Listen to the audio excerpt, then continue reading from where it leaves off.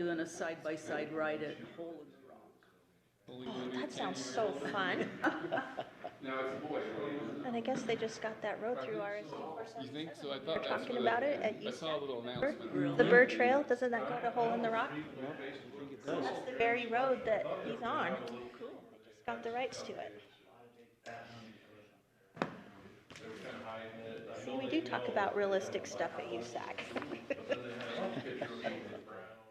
Yeah, a little something holding little long john.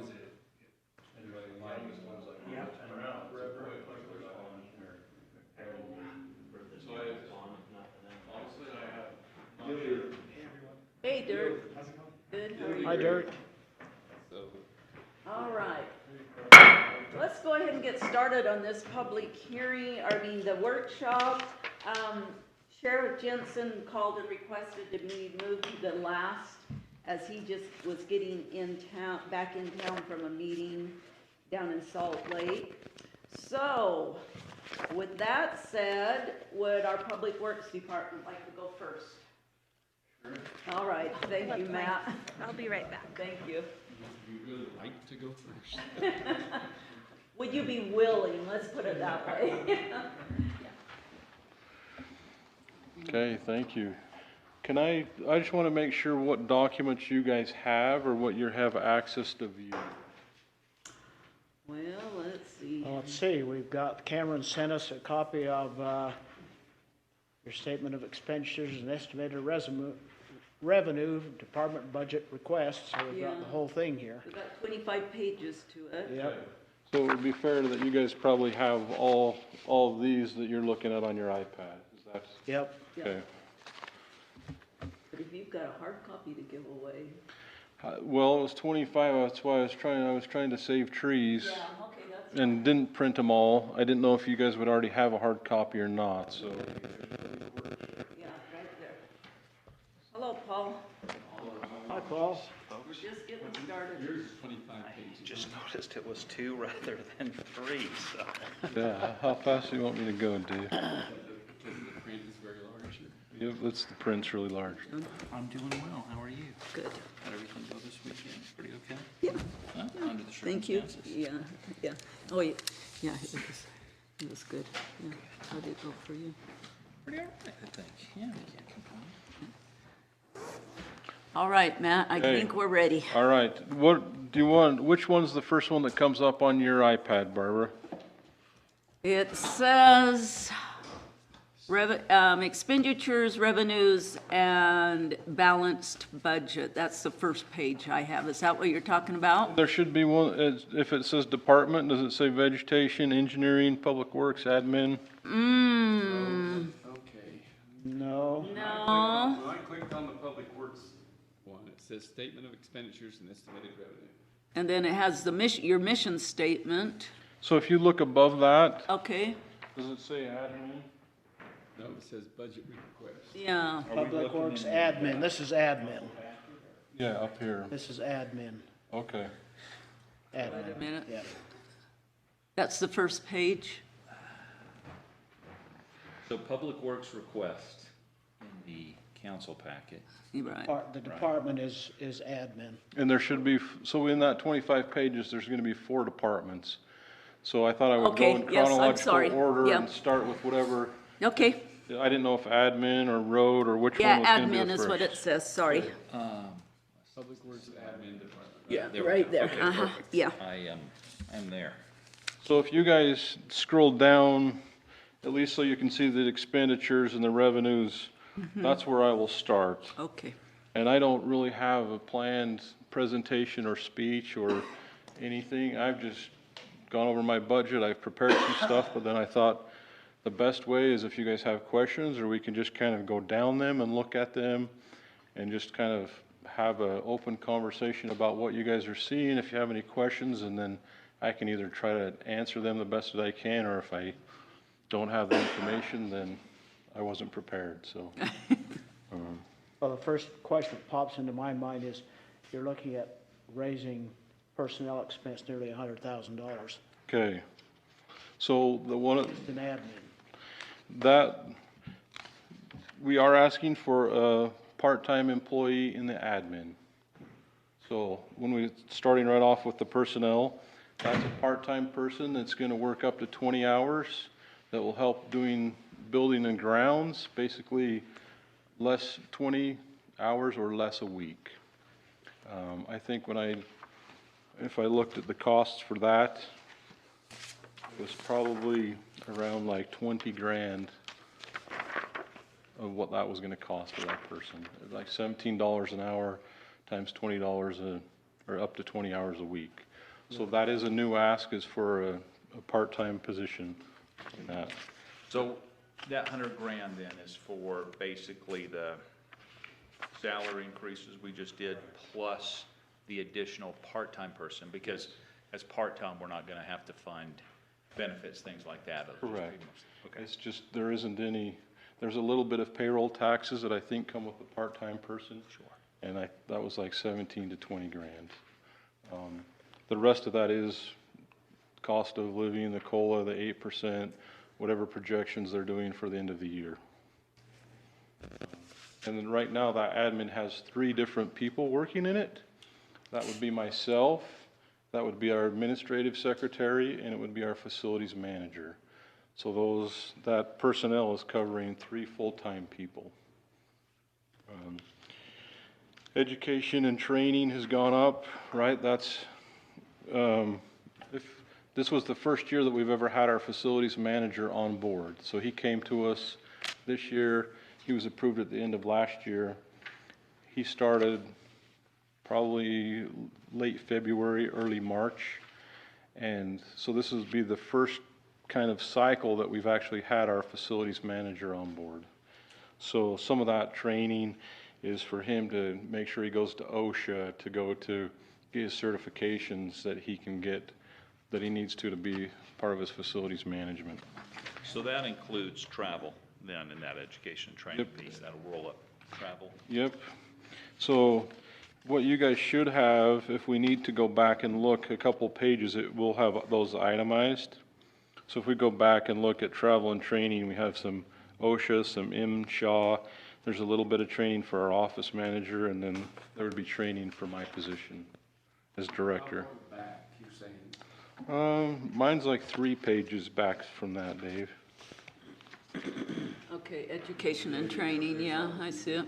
So there would be line items. So, Let's see, 4. Memberships, travel, training, Yep.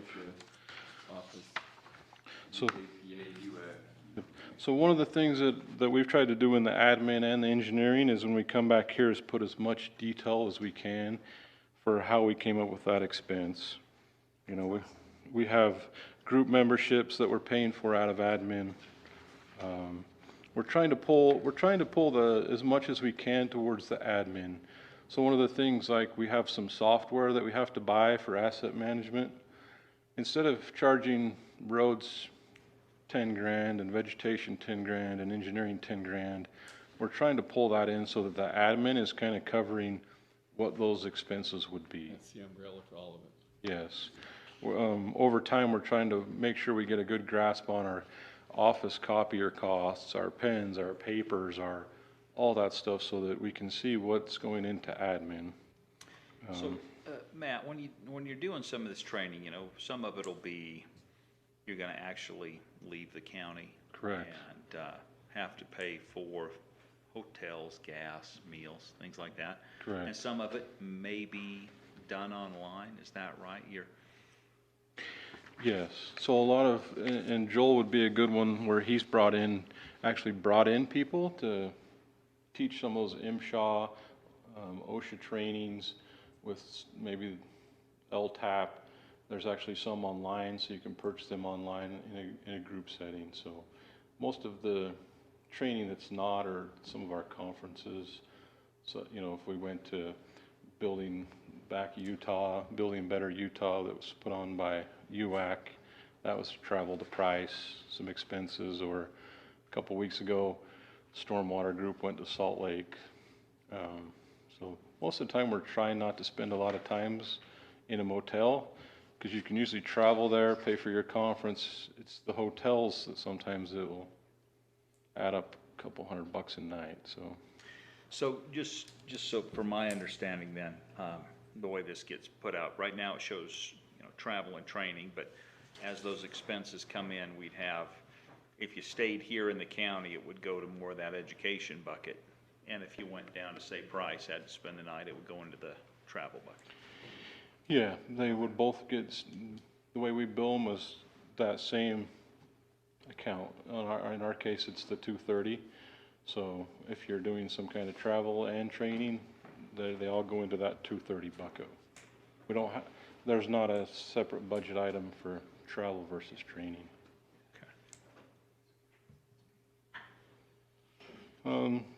Really for the admin, the one I really wanted to talk about is if we go to building and grounds. And that's on your front page, it's gonna say supplies and other services. But I think it would be probably best for us to walk through where we have more of the itemized one that we can see how we're coming up with the building and grounds and the utilities, because I think those are the two biggest drivers to this budget. That's on page 4, right? Is that correct? Yeah, that's where I'm at anyway. So if you come down in supplies and services, and I should have put these on a PowerPoint or on the screen so we could be on the same page. But under building and grounds, the very first one is general maintenance repairs. We have budgeted $65,000 for general repairs. And this is basically for our Richmond facility and our Hiram facility. They're already broken. A lot of this is squeaky doors or lights or pulling, just general. And how he came up with that is the first 6 months. So as he's been fixing this little thing and a pump, that's hoses, door openers, door closers. So honestly, it's a guess. You never know what's going to break. We could estimate that 40, 20. So that is a place where we just took what kind of we've been spending and made our best judgment call of what general maintenance and repairs would be. Are those usually repairs and everything are done by people that you brought in? Most of what we're trying to do is get Kelly, our maintenance guy, to do most of those repairs. But if he has to bring someone in to fix the garage door or the big overhead door or one of our pumps or one of our oil machines, that does include the expense of that subcontractor coming in. So if he's just buying, hose bibs and little parts at the store and glue and sprinkler parts, it usually doesn't add up. It's once he has to try to start bringing someone in as a specialty where it starts costing us. So. Right below that is another $25,600. That's our cleaning bill. A couple of years ago, we tried to all get on the same page and do a contract cleaning together, and that kind of went the way and didn't work out. Do you mean all of the facility? Sheriff, fairgrounds, this building, and the Public Works building all had one contract. They just weren't performing, and so they dissolved that contract and basically fired that company. So we had to go out and get our own company to come in and do our cleaning, and that's basically the cost of their monthly fee. Is that for both areas? We don't send them to Richmond. There's a small bathroom and a little office up there, and so our guys are doing their own cleaning there. Okay. And that cost is shared with fire, Okay. 80/20. So Yeah, okay. what we have there budgeted is just our 80, and Rod would have to budget his 20.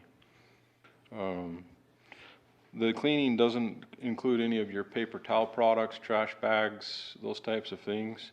So a couple line items down, you'll see $13,500 for cleaning the paper. That's just your general hand sanitizer.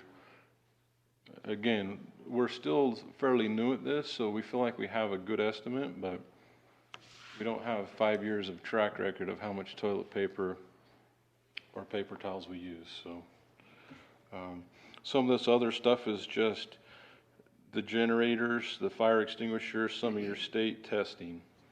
But that is an expense that is fairly new. It might not show it on the front page because we're already paying it this year. But if it says we're minus, it's because the next one is our utilities.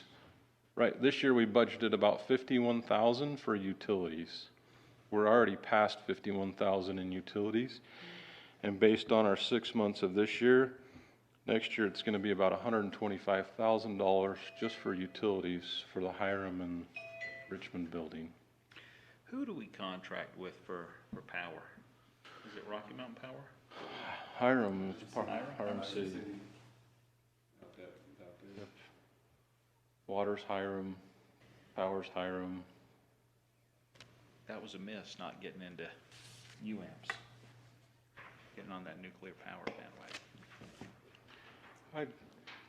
I still think I would like to look into that more, and I know if I sit and talk this much about every line item, we'll be here till midnight, but I can't imagine that there's not a way to negotiate with Hiram, right? We're another city entity. I mean, I don't know if they're making us pay some commercial rate or how that was negotiated. It was done, you know, when we started building it, but I would, to me, I think it would still be wise of us to go try to pry a few pennies out of Hiram, and see what we could do to reduce those. Well, I don't think that's out of, you know, the realm of possibility. I think everybody's seeing power just go. Yeah. Roof power, gas, sure. things like that.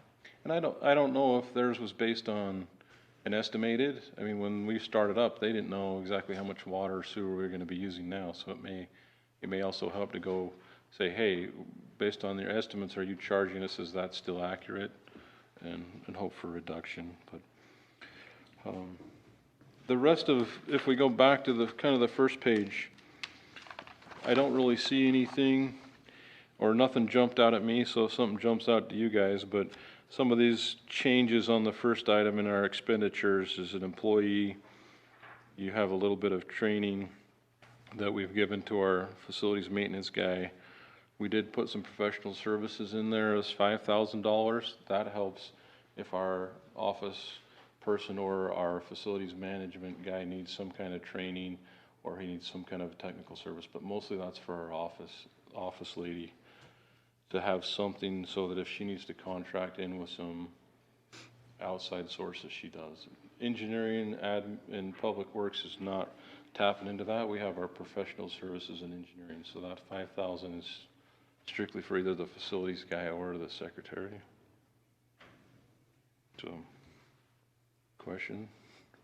Well, I just see another famous line up there, miscellaneous consulting, professional technical, $5,000. Yep. So, if those, Is that the buffer pool? when we put this budget together, Dave, to be, you know, as honest as I can, is that if we don't have a lot of budget openings when our staff needs that professional services, you know, and if it's time critical and you don't have anything, then you're at the mercy of a budget opening. So it's always nice to, even if it's a small amount, I didn't think 5,000 was an excessive, you know, free-for-all pot, but if you guys are like, hey, we'd be more comfortable with 1,000 or 50 or comfortable with nothing. It is not specifically marked Correct. an expenditure. You are- That is your emergency fund right there, For something. Well, I wouldn't feel super comfortable about buying tires with it, right? That's me, but if you're doing some kind of contracting with some kind of a consultant, and in the engineering budget, you'll see that's everything we use for professional services, some other outside source that's providing you that. We do have money in the budget for the maintenance guys, right? If he's bringing an electrician in, but if we have some kind of technical, you know, hey, this pump isn't working, or hey, we need you to come in and check our alarm system, or we need some kind of technical person where you're not doing maintenance, but hey, can you come and help troubleshoot this or that problem? There isn't really any other place that clearly identifies what that is. again, this, to me, this is a workshop, Dave, if it's something that you would rather see us not have. No, We see these things. Yeah, I mean, let me follow up Dave's question. I think that's a completely appropriate amount of money to have. Okay. And I think with the department that you're running, that you're going to need to contract with outside professionals for, public works. yeah, My concern personally, I'm not gonna speak for anybody else, is that that money gets used in another department in the county okay, for things that have absolutely nothing to do with public works.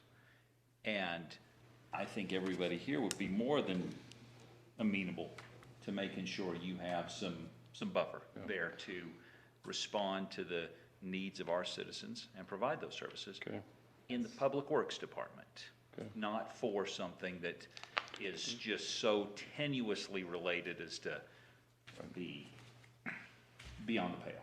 okay, And that's actually my thought process. Is okay, I want to make sure that that money is used within your department for your needs and isn't shifted around to other departments. okay.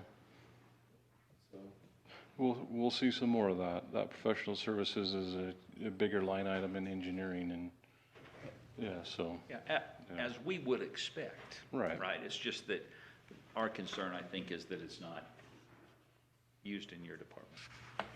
any other red flags, issues there? I mean, again, it looks from, there isn't a lot of timeline for this department.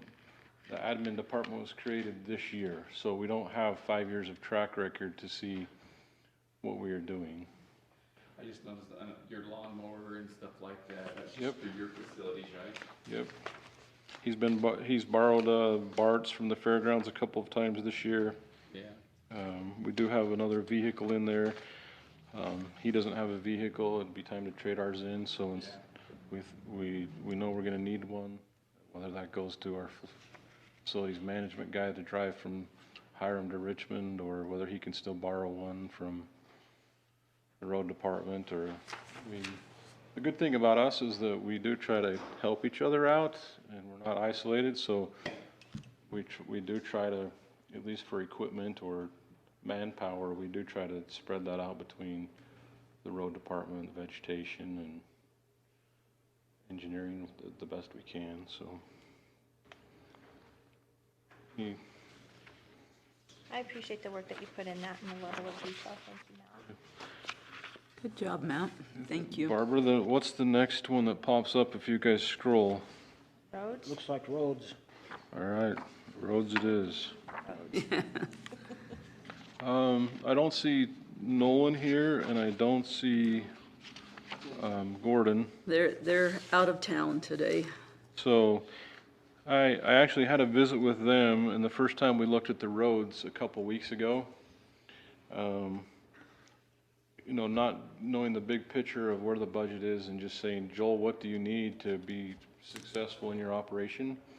We put a budget together. In the last week, we've taken like $900,000 out of that, with maybe fuel, with a little bit of dust abatement, with some projects, with dozer. So what you're seeing is what we had a budget, and we've already cut 900,000 out of that. That's impressive. So we are trying to be a team player with every department in there. One of the things that we're trying to do with the roads, and I had a long conversation with Gordon and Nolan, is that we're having a hard time training our CDL drivers. They've changed the process. You can't just go get your CDL anymore. There's a 6-week training program at least. And so what we're trying to do is take some of our seasonals and some of our other part-time guys and make some adjustments. So in this budget, you will see that we are asking for 1 new full-time position. And basically that's taking our current full-time guy, if he applies, and moving him to full-time. And so the expense for that person is 80,000. So we are asking for 80,000 for a new employee, and instead of having 19 full-time employees, we would have 20. Along with that, we're keeping the current part-time guy, but we're getting rid of 2 seasonals and asking for another part-time guy. So, trying to get people that are more part-time that we could keep year-round and try to provide some kind of training, something that we can start developing our full-time people. We need the full-time guy just for rotations during COVID and just when people were sick during the winter. We didn't have enough people in the plows.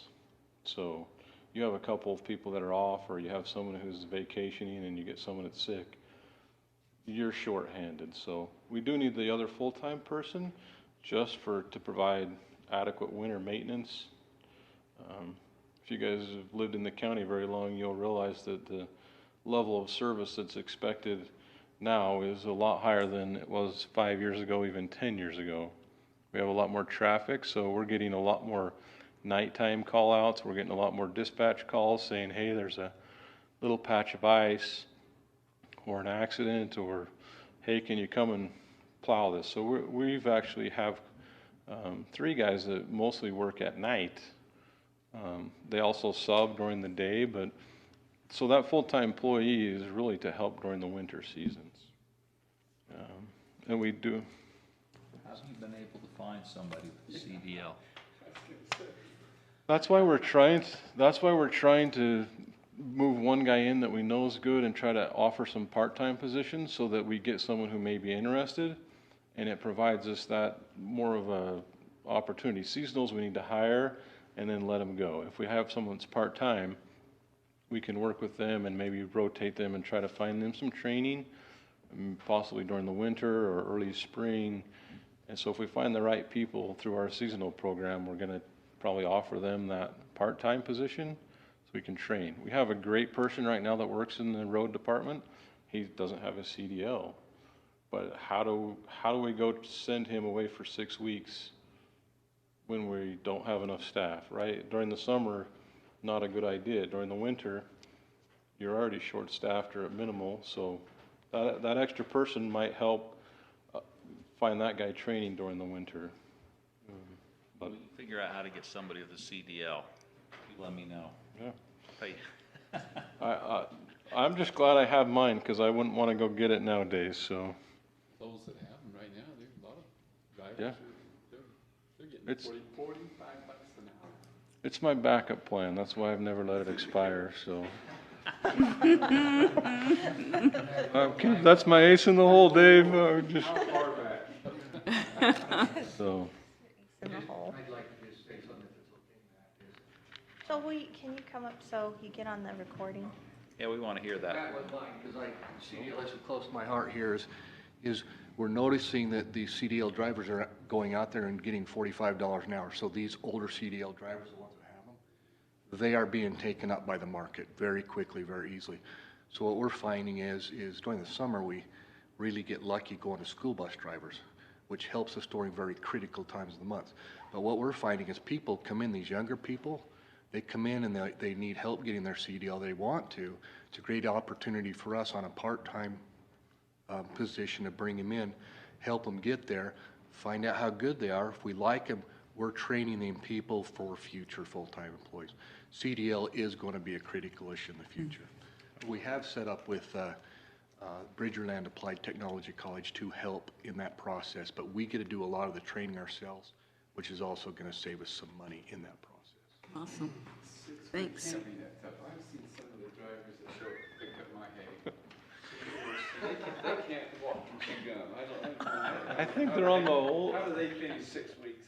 I think they're on the old system. Cards when we're not in But you're public getting hearing. better, you're getting better candidates than that, I'm sure. Yeah, the school districts that train and go through the bus program and then they don't work during the summer is like the best thing for the county ever. We get well-qualified drivers come in during the summer, help us when we're doing our chip seal and some of our busiest times of the year. You don't have to train them how to run a plow. They're not driving on icy roads, and they can handle those automatics, drive around, and so they're like the ideal candidates.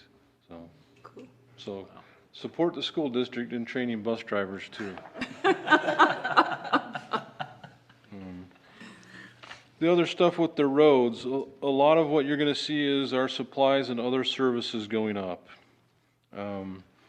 Fuel is one of those big expenses that's went up. We might have got a little too aggressive in our first estimate based on last year when we did a budget, the fuel was $2.50. You know, we're over budget this year because, you know, we were still planning on paying $2.50. So now that things have maybe calmed down a little bit, we were able to pull our estimate back a little bit. But any product that involves shipping, oils, all that stuff, you'll see it in our weed spray as well. All our chemicals are expensive. So most of our expenses, if we provide the same level of maintenance that we have been, our costs are higher. Just our chip seal program, I think, is like $400,000 more. The next page, our fuel's up, you know, $150,000. So on that fuel, right, most of your stuff's gonna be diesel, right? Yep. Did you cut this number to get to where it is that we're looking at right now then, based on today's dollars, or? So if you go to the fuel budget, Paul, and we look at the fuel budget, So which, it's kind of gonna go back okay, I see that. to a couple of them. And let me find it. So you're saying it looks like it's on page maybe 8 of 25, and you're showing year-to-date 247, 200, let's call it 248. Yep. You're saying next year's gonna be 325?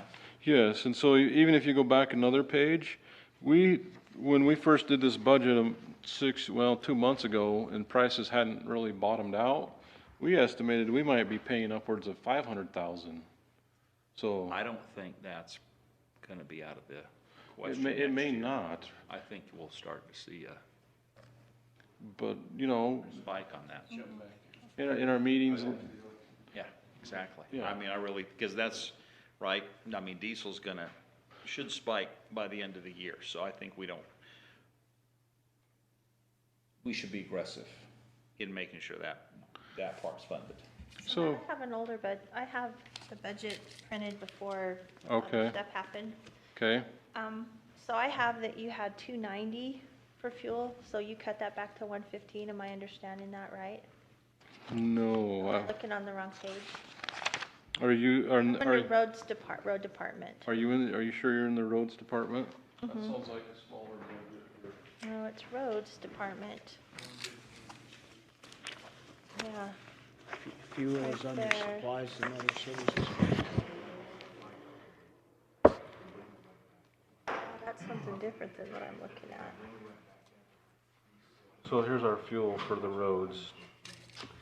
Like you were saying, you're starting, 325. yeah. Say the same thing.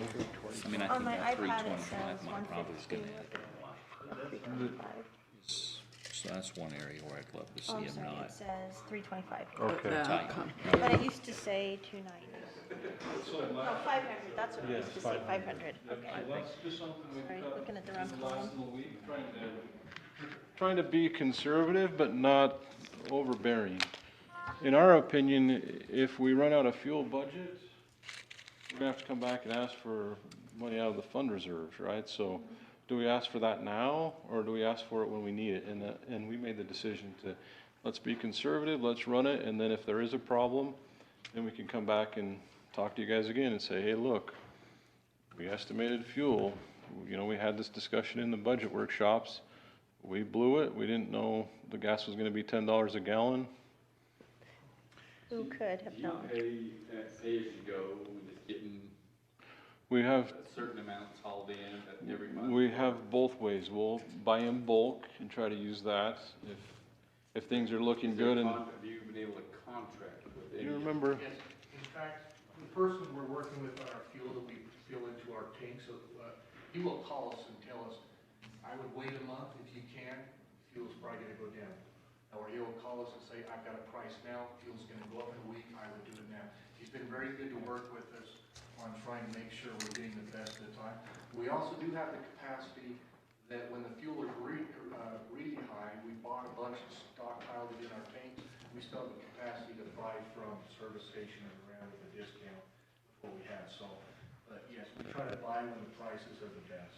I believe, I'd have to talk to Jeremy and see those latest ones, but I think it was Yeah, I just wondered the if people from, some of the local distributors, have Yes. you know, do you reach out to you? Our local, that's what we're dealing with, our local people have been. I think, I've had some of them contact me and, you know, want an opportunity to contract. and I think those are the guys that are doing it, Dave, Good. so, We've given a couple of yeah. them opportunities. Yeah, let's keep an eye on that, but I think we should be flexible if we need to, because I think that's probably You'll, I have another question for you. okay, the approach. Again, because I have the older okay, budget. That's okay, that's what I wanted. I Oh, didn't want to that's make Kevin fine. reprint it, so. It says on miscellaneous services, you were originally asking for 100,000, but you're now only asking for 10, is that right? yep, that is correct. That's awesome, thank you. Probably not coded the best for miscellaneous services, but what that 100,000 was for a FIG grant of 50,000, and development related improvements is another 50,000. So we've started the fee in lieu of program. That's, once we get a fee in lieu of, right, we're actually doing 2 of those right now. So that program is actually starting to pay off and seeing some asphalt on the roads.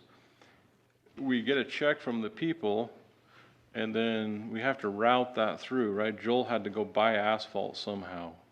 So this was an attempt for us to have at least a starting pool.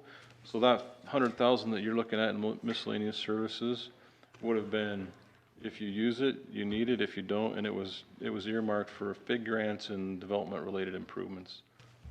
One of the other ones we're doing right now is like Deep Canyon. You know, those are development-related improvements, and we don't have a way to, you can bill it, but a lot of times if you had to come to a budget opening and say, hey, I have this, if not, Joel's trying to put it in his asphalt budget or somewhere else, and what we would like to see is just, when you do a project or you have an expense, here's where the line item went, so. It's miscellaneous is probably not the best place, and there's a few of those that we need to try to find a better line item for next year. Any other questions, Janine? What asphalt plants are even running right now? Kilgore, right by us, and also Parsons over the hill. Them are the 2 closest we can. I know north of Smithfield asphalt plant, they haven't even, No, they No. haven't even. Oh, for a couple of years. They're not that an economical to I've start. never seen a spider web so big in my life. It's too bad though, because when you're doing projects, then it does save you money, but.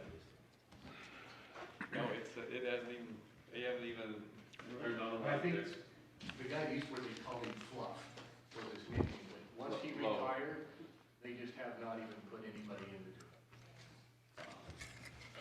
I want a nickname like that I know, I someday. want Joel, Fluff. I'm putting you on that. I need a good nickname like Fluff or I'm still Silky looking or for something people, like but that. Nothing's ever come, so I will keep my eye out. That doesn't fit you, Paul. Any other questions on the road? I know there's a lot of line items we could talk about. I just didn't know if something jumped out at you guys or you saw anything, or as you're scanning it right now. No, y'all are just, You, I mean, this is what the county does, right? This is the core of the service that we provide to the community. And y'all do a absolutely amazing job, and I appreciate you. thank you. One of the things that we did cut that we will come back maybe in a more appropriate time is a dozer. The what? A dozer. Bulldozer, I did see that. We took that out. That's about 580,000. So we were starting to get over our kind of our $500,000 to $700,000 of capital expenditure each year. We had well gone over that, so we cut that out. When was the last one that we bought it? Because I remember talking about this not very many years ago. We've never had a dozer, so if it was probably before I even came in. We've rented before. Was it at least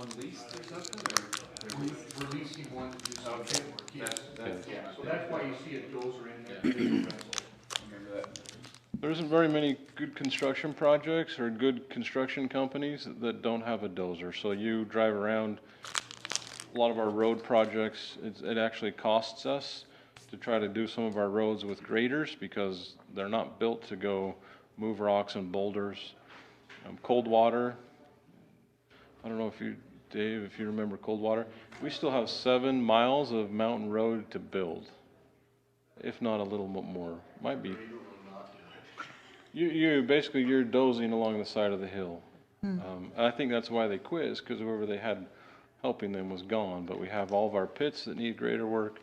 We have just our smaller construction projects, and it's just trying to get the right equipment for the right job so that we're not damaging our graders and stuff. So you will see us come back for that at some point. We feel like it's one of those things of making sure our guys have the right equipment to do the right job, so. Then if you can get, you better order one now so you can get it in 6 years. Yeah, really. Well, I kind of get a feeling there might be some auctions pretty soon. Yeah. That's true. There may be some opportunities to be short in the next couple of years to. You might see some zeros in there, but even road painting has gone up. Fog seal oil's gone up. If you see some zeros in there, that's because we're pulling that out and putting them in admin. So. Are there projects you're having to say can't do because it's just so expensive? Repeat the question. Are there projects that you've had planned that you've had to say, you know what, we can't afford even just to get into that one right now? Because of equipment, like you talked about, because of the cost? I would say yes. I would also say that, I don't know if I dare throw Joel under the bus or not, but between Joel and Jeremy, their eyes are always really big, so they always think they can do more than what they actually get done. So unfortunately, we haven't really come on one that's like, hey, we can't afford this. It's usually we've scaled back or another project is bumped up, so it's kind of, they run out of time before. Well, because of the cost of everything's so volatile, I'm just wondering if there's something that, okay, we estimated it to do this, now it's gonna be. Not this year, no, we've had, okay. The only one I concern in the future, and we've addressed it in the budget, is like your chip seal and your oil and your asphalt products because of the cost. And if we maintain the same level of service, we just have to match those costs. That's the only concern I have. Well, culverts. Things like that there. I know there's a budget I know there's a budget opening coming up soon, and what you're gonna see is that our fuel's higher, our asphalt's probably over budget. You're gonna see some of those that are over budget, but like our pipe budget, we cut it this year, right? Because later in engineering, we'll talk, we have a lot of projects going on, and we're gonna have to move some of maybe our standard pipe budget over to asphalt, so sometimes if you have a couple of good opportunities to do road projects, which we have this year, you know, we've got money from the fee in lieu of, our guys haven't had time to go do drainage, so the budget will crest, will take maybe some money from pipe to asphalt and try to move it within through the budget opening, more so than projects that we didn't get to. Matt, I have a question. Okay. On that special grant projects, it was changed from 200,000 to 0. Does that mean you're not applying for grants? Same or- one, that was, we don't have that grant, it goes back to kind of that Okay, professional services, is we don't have that grant, but there's FIG grants, there's lots of grants out there, but now if we know we need the grant, we'll just have to come back and ask for, just a second. instead of putting the money in there at 200 and making us look like we're asking for, you know, $2 million more this year, it's like, hey, if we don't have the grant and we don't know we're gonna get it, we've taken those down. Okay. So But if you get it, then hallelujah, huh? if you get it, then we'll have to come back and say, hey, look, we've got this grant, we'd like to add it into our expenditures. Okay, thanks. A lot of grants you work with, are they matching at all? Yeah, they are. Most of them? Yep, you're gonna see that in just a few minutes, Dave.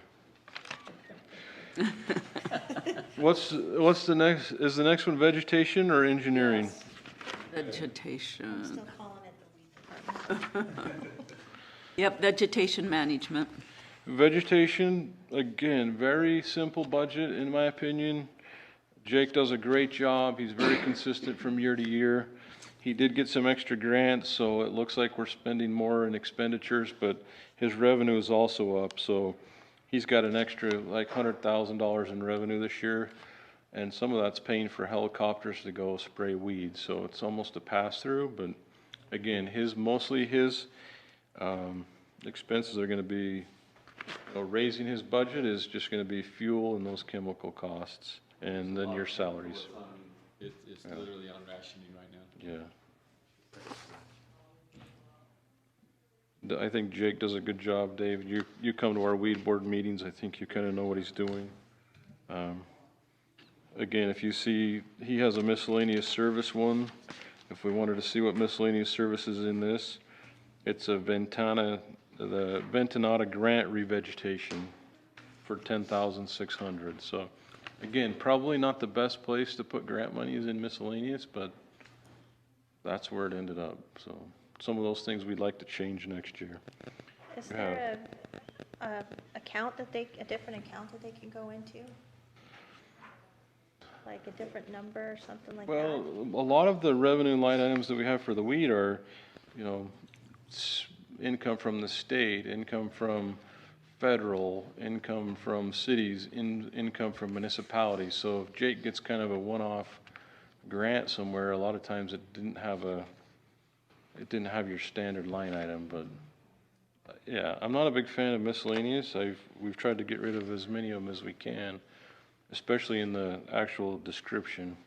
So if you see any, hey, what is this for, miscellaneous, we've tried to get rid of any of those, so. For those grants, if they do go into miscellaneous, there's generally some strings attached and reporting back, Good so point. there's a way Yeah, to correct. control that Yep. money rather than have it just be A willy-nilly. slush fund? Yeah, Jake actually submits quite a bit for his grants, so. The state almost just does this anyway. They really do. I think the program's proven itself, and Jake has just continued that. Yeah. And it's quite nice to see that. He's very well respected among the older. Very well, yeah, I've run into that many, many times. I mean, I'm sure there's other counties that would love to be more like what this county has helped to build. And it comes from the top down. The question I guess, where do you even start? Because there's so many counties that are doing not a single thing. At the top of mine, it says that there's actually 16 seasonals in the vegetation department. There's actually 14, so part of why maybe you don't see his budget going up as much or whatever is that there used to be 16 in there. Jake said, I don't need 16, I only need 14, and that was adjusted, so. He's getting a following. I mean, a lot of the same ones that are coming back every summer. He's been good.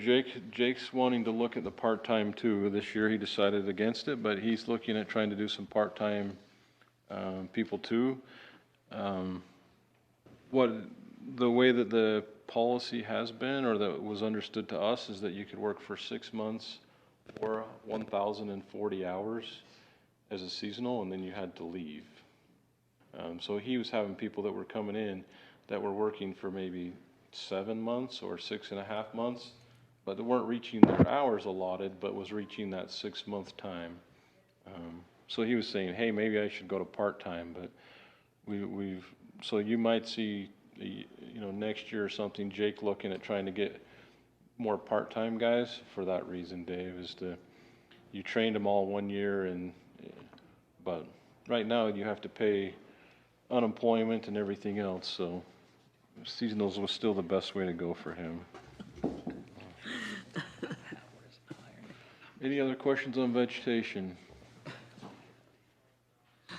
If not, we'll move to engineering, where I think we have some good discussions and some crazy numbers. That's page 20 on what I've got anyway. Hey, That's maybe the only time you've used crazy and engineer in the same sentence, isn't it? Again, trying to make sure that we're putting our expenses where they should be is one of the main things that we have is COG. So when the engineering department works and we go to COG and we get funded, and right now we have 2 projects that are funded through COG. One of them is Mons Corner for right-of-way acquisition of $700,000. And the other one is a project that has been there a while, is a joint project with Richmond and Cache County to redo a portion of the road that goes up to Cherry Peak. It's just right there by the city limits of Richmond. So you take those, they don't ever go through Joel's department, or, so those costs will never go through Joel, right? The engineering is the one who's contracted with it.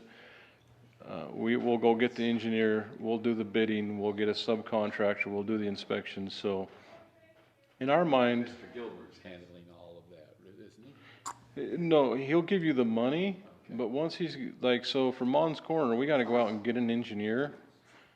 First of all, we have to pay them to get us to a certain level. Then you have to pay your match. And then now you gotta go actually get an engineering company to come in and design design stuff. Maybe subcontract with someone to come in and do litigation, right-of-way purchase, your appraisals. The 700 will cover, most of that, but the county's on the hook for, 8 to 10% of that beforehand, before we even get to that. But again, some of that used to get passed through Joel, and so but it never touches the road department at all. It is a capital improvement for the county, so over time, we would like to see it, right now it shows under professional services for some of those costs, and the other one is supplies and other services. Those should be in a capital account, because every dime of that we spend on COG projects is capital. You're basically going right to the roads to improve the roads, whether it be right of way, whether it be asphalt, whatever it be. But what you see in the engineering budget is almost $2 million, and if yours is outdated, Gina, yours is going to show something different, but we're asking for $1.9 million of pass-through costs just for COG. So it looks like our number is way, like, hey, what are these guys doing with all this money? It's essentially $2 million that COG's gonna put into our account, and we're gonna write checks to pay engineering companies or buy right away, or pay a contractor. And that's under supplies and other services, right? Yes, and again, to me, I would like to see it under a capital account. And when those projects are done, they need to be capitalized and treated as such through finance as well. So, but they kind of grow, we used to have a few special projects, like we would coordinate with Hyde Park on a ditch, and we would pay $5,000, they would pay $5,000, and we would go get some kind of a culvert improvement. And so those were kind of like a one-off special projects. And so it just kind of has been there, but now, looking forward, I think those need to be pulled down. Why doesn't that show up on revenue as intergovernmental revenue if it's coming out of COG? If you look on the second page, you will see towards the bottom, almost the bottom of my third page, it'll say transfer in from COG funds. And it says 1.7. And then below that it says appropriated fund balance from MSF. It was because they already pulled 250 out of that. So they pulled 250 out, it's just sitting in the fund balance. And so to get to our 1.9, it's those two numbers you see at the bottom. Okay, thank you, Matt. You're welcome. So then, Cameron, while you're here, because Matt, you want to take that special projects under supplies and other services. So it's the 200-4475-482 special projects. And you'd want to move that 482 account under capital investments? I don't know if capital investments, but That's the capital right projects, place. capital improvements. So capital projects is another place to do it then? To me, it would be easier next year if I come to this and all my other line items are pretty similar, and you say, oh, look, you guys got a whole bunch in your capital improvements, what projects are you doing this year? And then we can talk about Mullins Corner, we can talk about these, and you guys can see the capital improvement, and we can look at just how Gina just did. Okay, if this is coming from COG, we should go to our revenue line item and see that it, so we're trying to make it easier to forecast our way and make it a little more transparent of where that money is, it's a pass-through cost. So one year you might see 0 in projects. So Cameron, I mean, my question was, would that be pretty easy to do then, to take that, 482 account and move it into another heading, or? Yeah, I could take those items that are recorded there and just transfer it. There's no real heartburn to be able to do that, maybe It's for the just- next No, council. It's just coordination between Cameron and I and saying, hey, whoa. You know, I think him and I are on the same page too, so.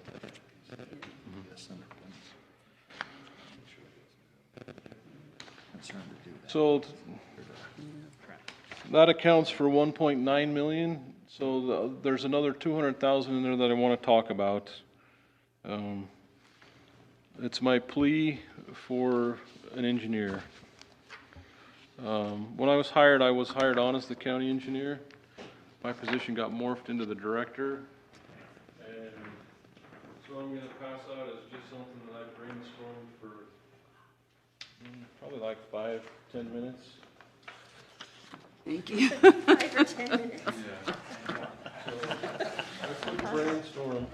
And what I did, 5 minutes to type What, this, you're- man, come on. Amazing.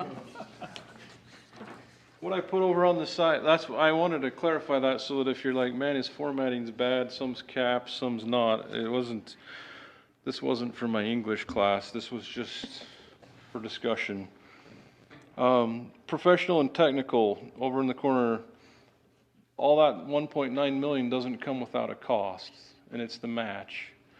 So one of the things that we've done is usually ran about $50,000 to $60,000 to cover the projects below that. So if we're hiring outside people to do survey work, Estancia is one of those projects, 2400 West, Hiram Dam, 3400 South, Birch Canyon, Smithfield Pit, our transportation plan, our flood code, our hydrology and hydrology manual. That first line is just outsourced projects that we're working on that cost us money.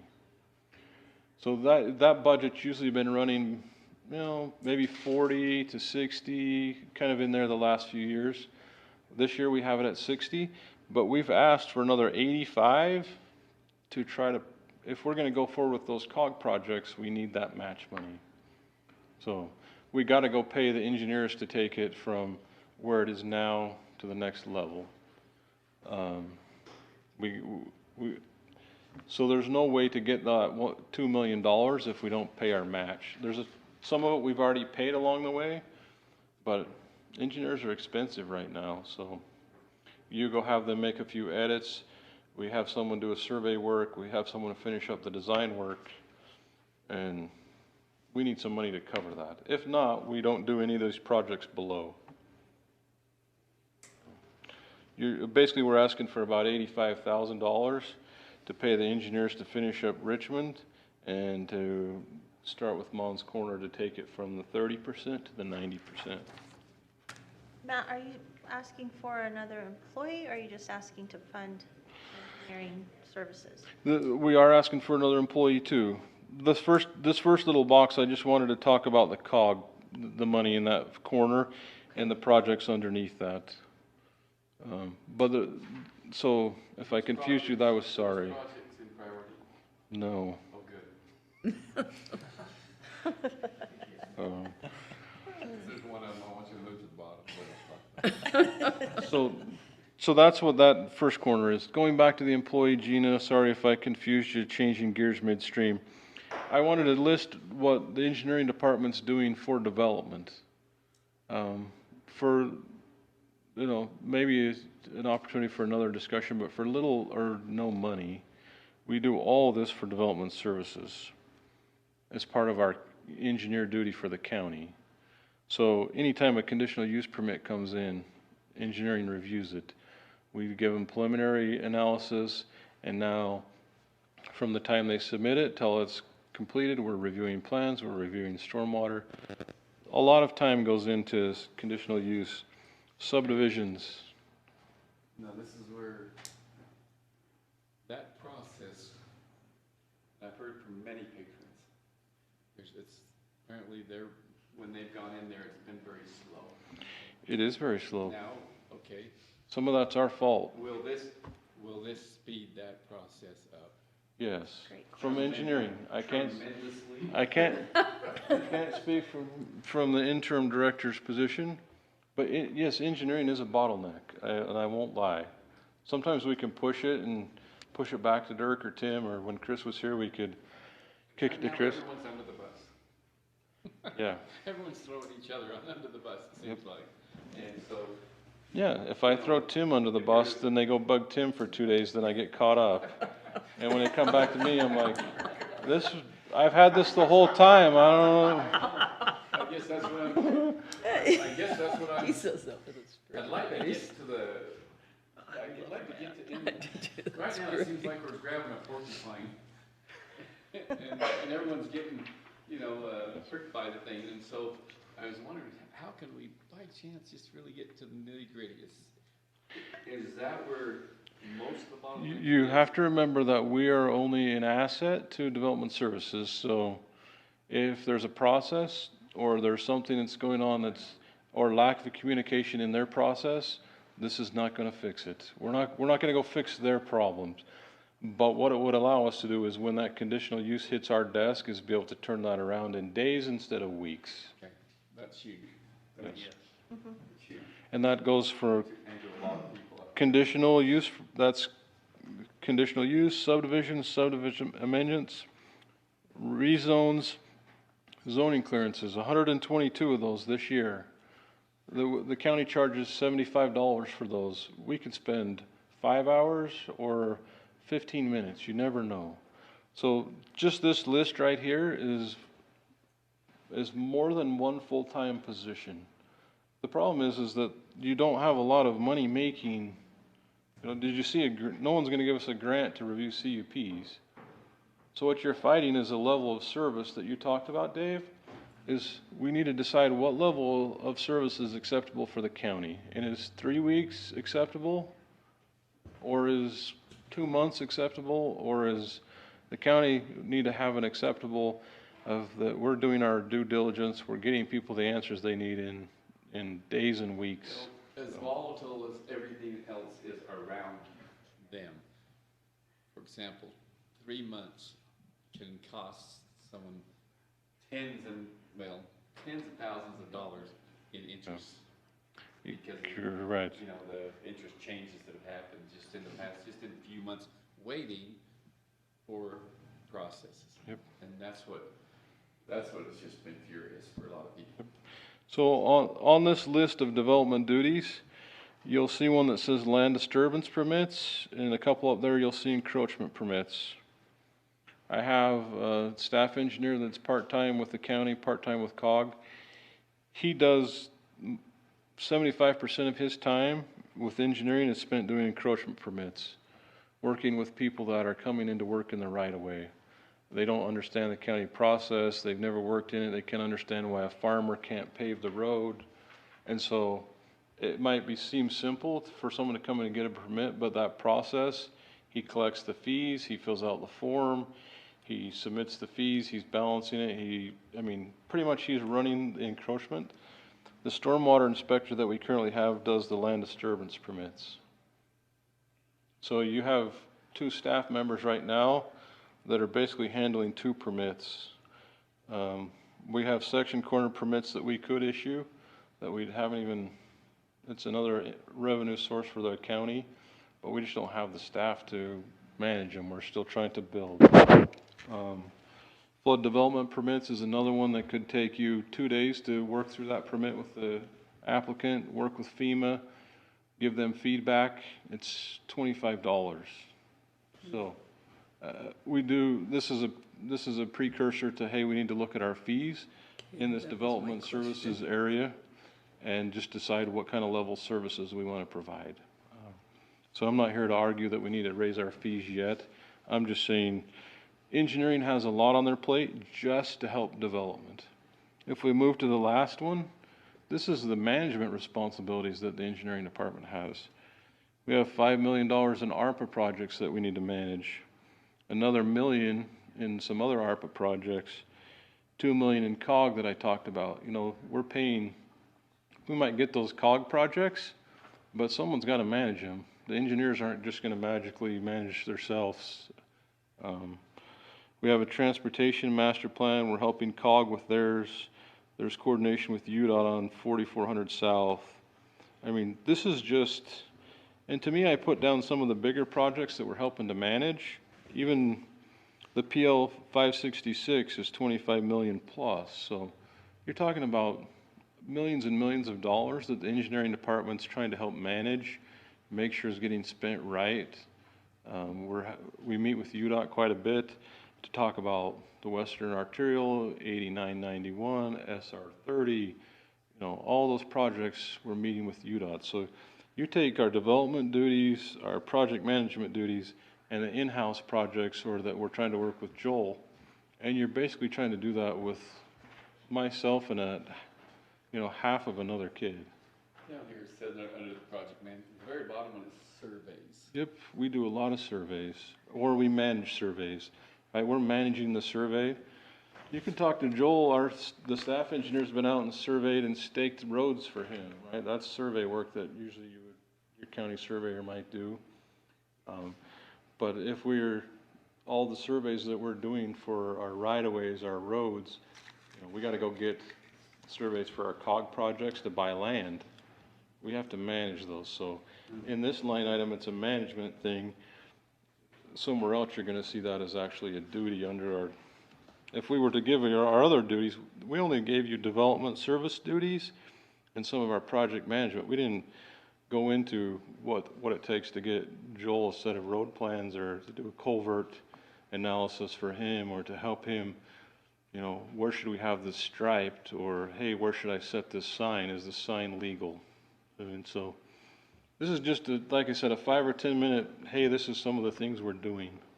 Now, an in-house engineer often would have a lot of basis items already completed. Correct. And so.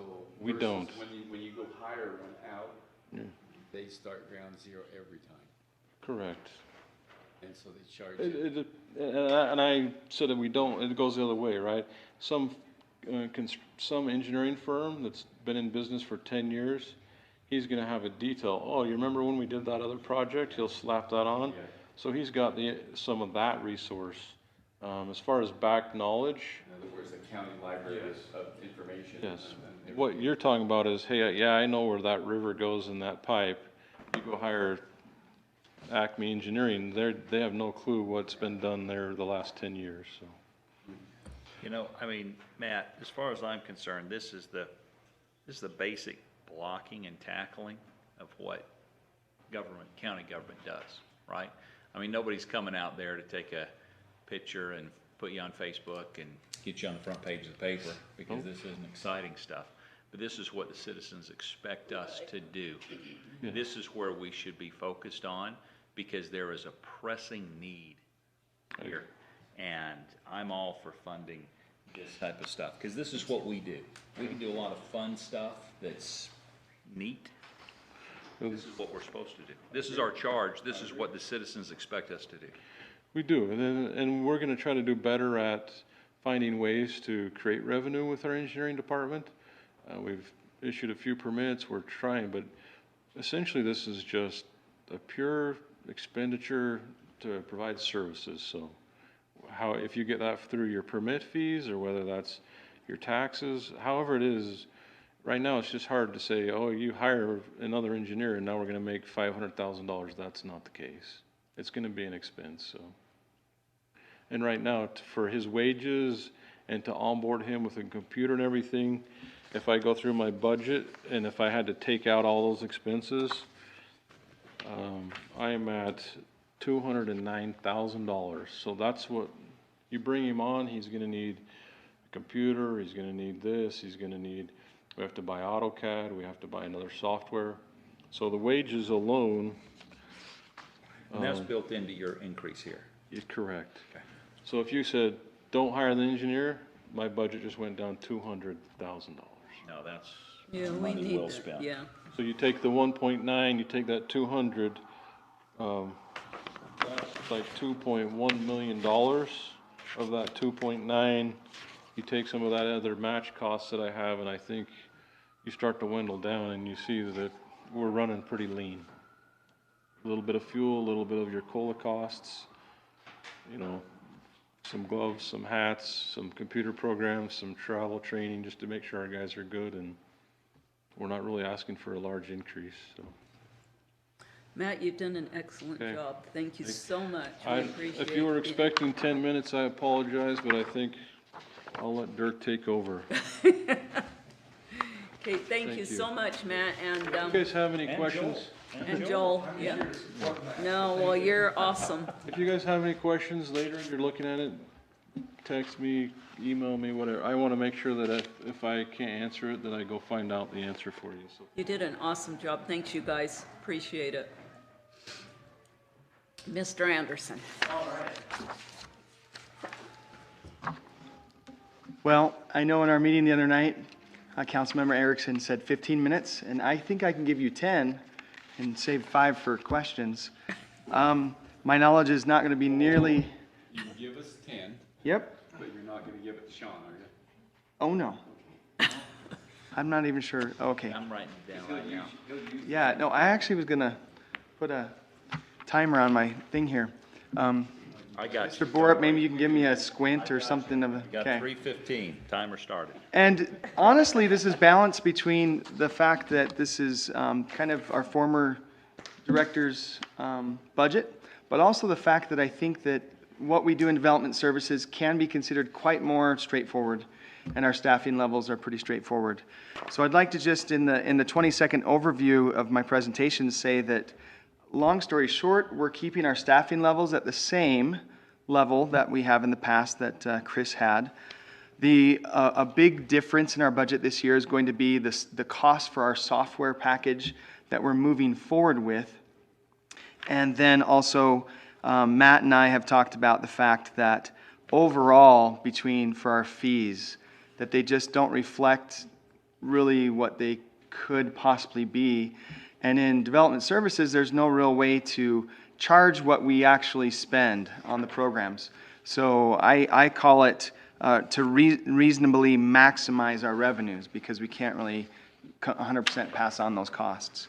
So the first section you should see is development services admin. And there are 3 positions in that part of our department. That would be the director. Then we have an admin specialist. And then also the code enforcement officer that has been previously approved, and then we just filled that within the last month or 2. And he's doing really well. And I'd be happy to answer any questions about how that's going. The software package, further down under the expenditures, it's line 200-4175-311. You'll see $100,000 even was the amount that we had in 2022. That will end up safely covering what we need to begin the software implementation. And we're going with CityWorks, and that's the program or the company that Chris had recommended. But then when I came in about 8 weeks ago, I sat Matt and Joel and really all the department directors that would be affected by that software, just to make sure they were all on the same page. And so this is the software program that would handle our licensing. And this is in the admin section because it covers different departments and all the divisions within our department as well. So it covers public works assets. And so also what we've put into the budget for 2023 is another about $100,000. And just because of the way that it's split up, that will also cover what we are contracting with CityWorks to complete. It's going to take at least that long, though, to even get any of our systems up and running.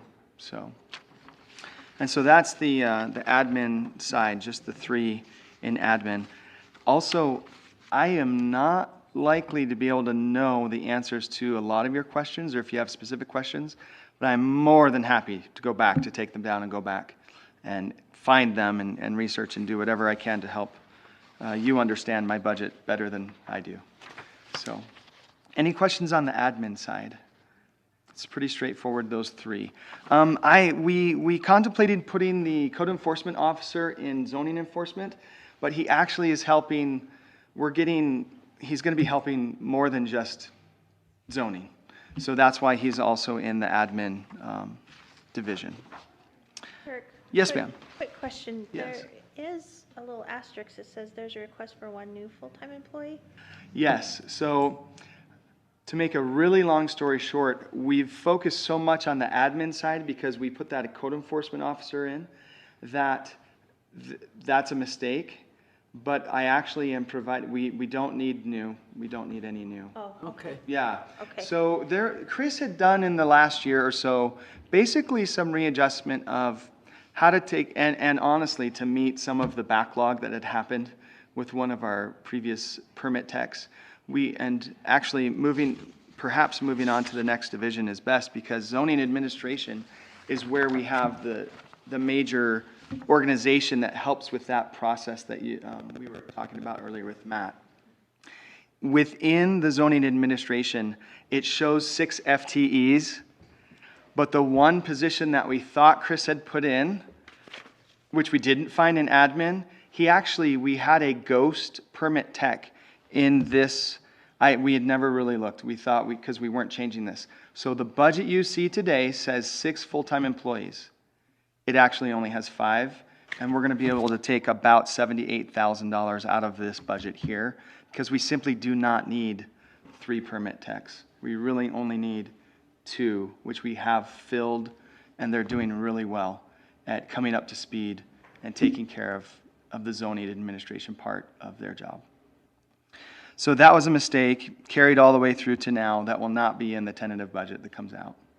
So, for those of you who aren't necessarily completely familiar, Tim is our planning manager, and Angie Zetterquist is his highest leveled planner, and she really takes a great care of the planning commission, and she is our specialist for the subdivisions, and then also helps our permit techs with other questions they may have about zoning clearances. She would be considered under him, and then under her are our 2 permit techs. We also have under Tim, kind of in a separate line, our countywide planner, and that position is currently empty, and we're interviewing for that very soon. So that's out there and currently being advertised. So that was Lauren. So you all know Lauren. There are no otherwise, other than that, though, there really aren't any changes. Any increases you see in the zoning administration budget should be related just to the natural increases that we've had with the COLA and other personnel-related costs. If any of you see anything else in this division, please let me know if you have any other questions. I do have a question. You bet. I'm trying to asking this of everybody. Miscellaneous services increase, and what is the miscellaneous services for? I'm looking, I'm on page 198 in mine. Under zoning administration department, You bet. expenditures, supplies, and other services, about halfway down. Is it $9,600? Equipment, supplies, and maintenance? No. Yeah, Professional. 620 account. There it is, Miss. That amount, I will get you a full detail. I know we've got the spreadsheet behind it, but I don't, so I'm gonna put a star there and get that for the council, the detail. That would be good. That's a pretty significant increase in that budget. Yeah, it is. And I just don't like to see, I'd like to not have miscellaneous, because it could be anything, and I'd rather that we Right. budget out the money where it needs to go. Yeah. By name, right? Oh, yeah.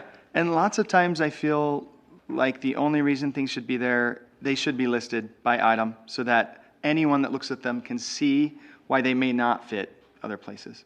So, yeah, no problem. Thank you for that question. All right, moving on to, I feel I'm not going to make my 10 minutes, but I'm going to hurry. That counted as question time. Yes, yes, out of the other 5 minutes. Building inspection, we don't expect any changes there, significant. Paul, will be retiring, we think, in the next coming year.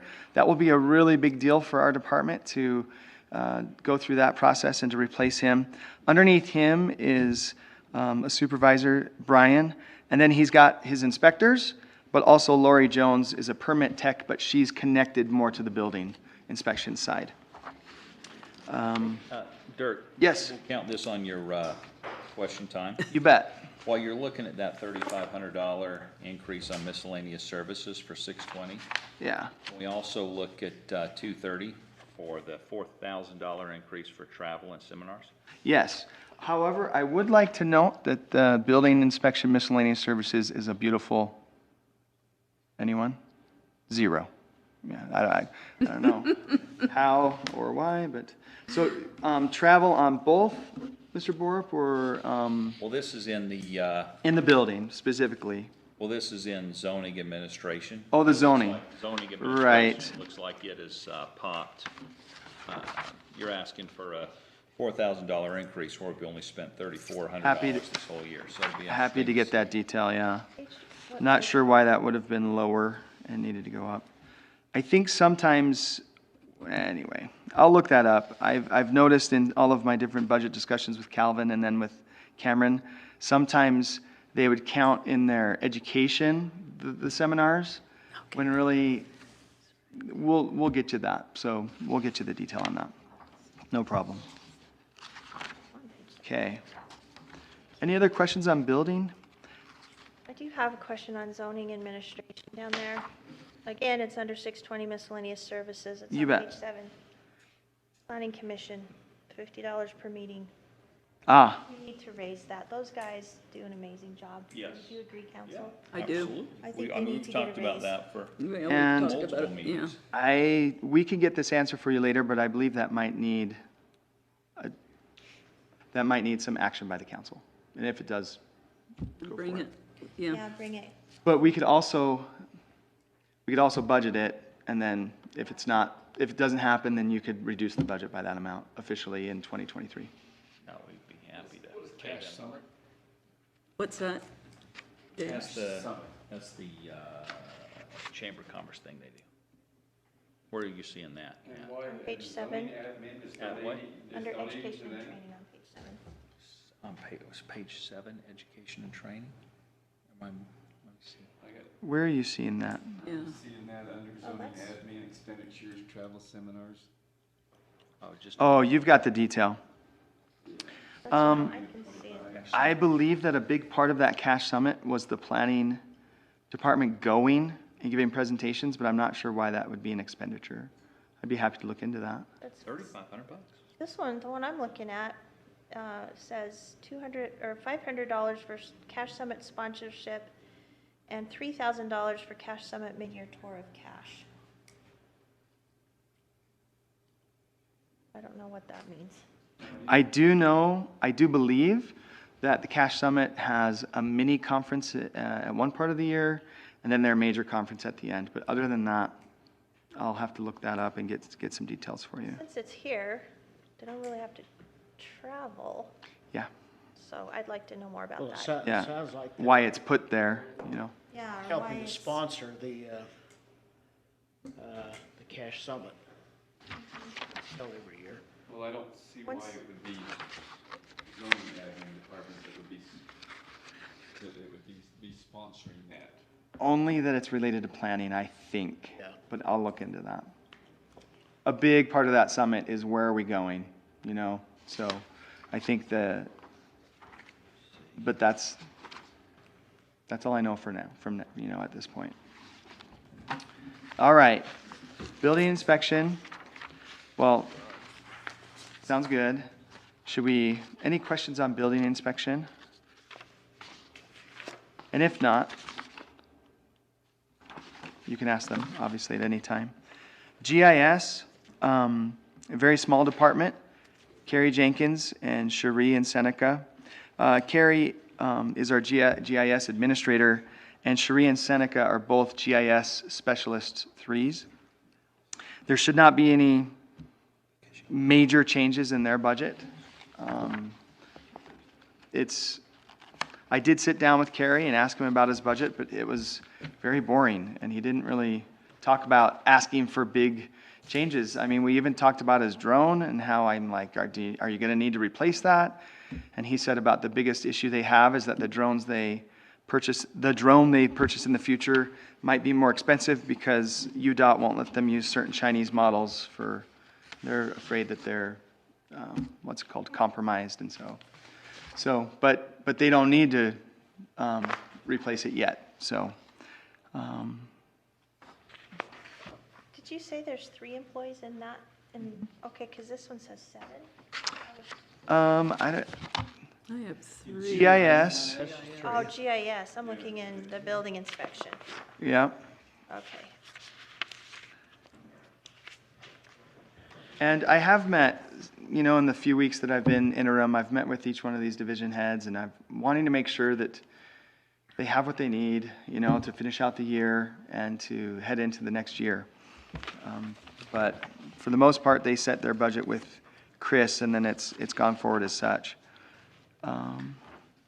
Okay. Last of all, trails. We extended an offer, and he accepted for a trails coordinator position. He'll be starting near the end of October.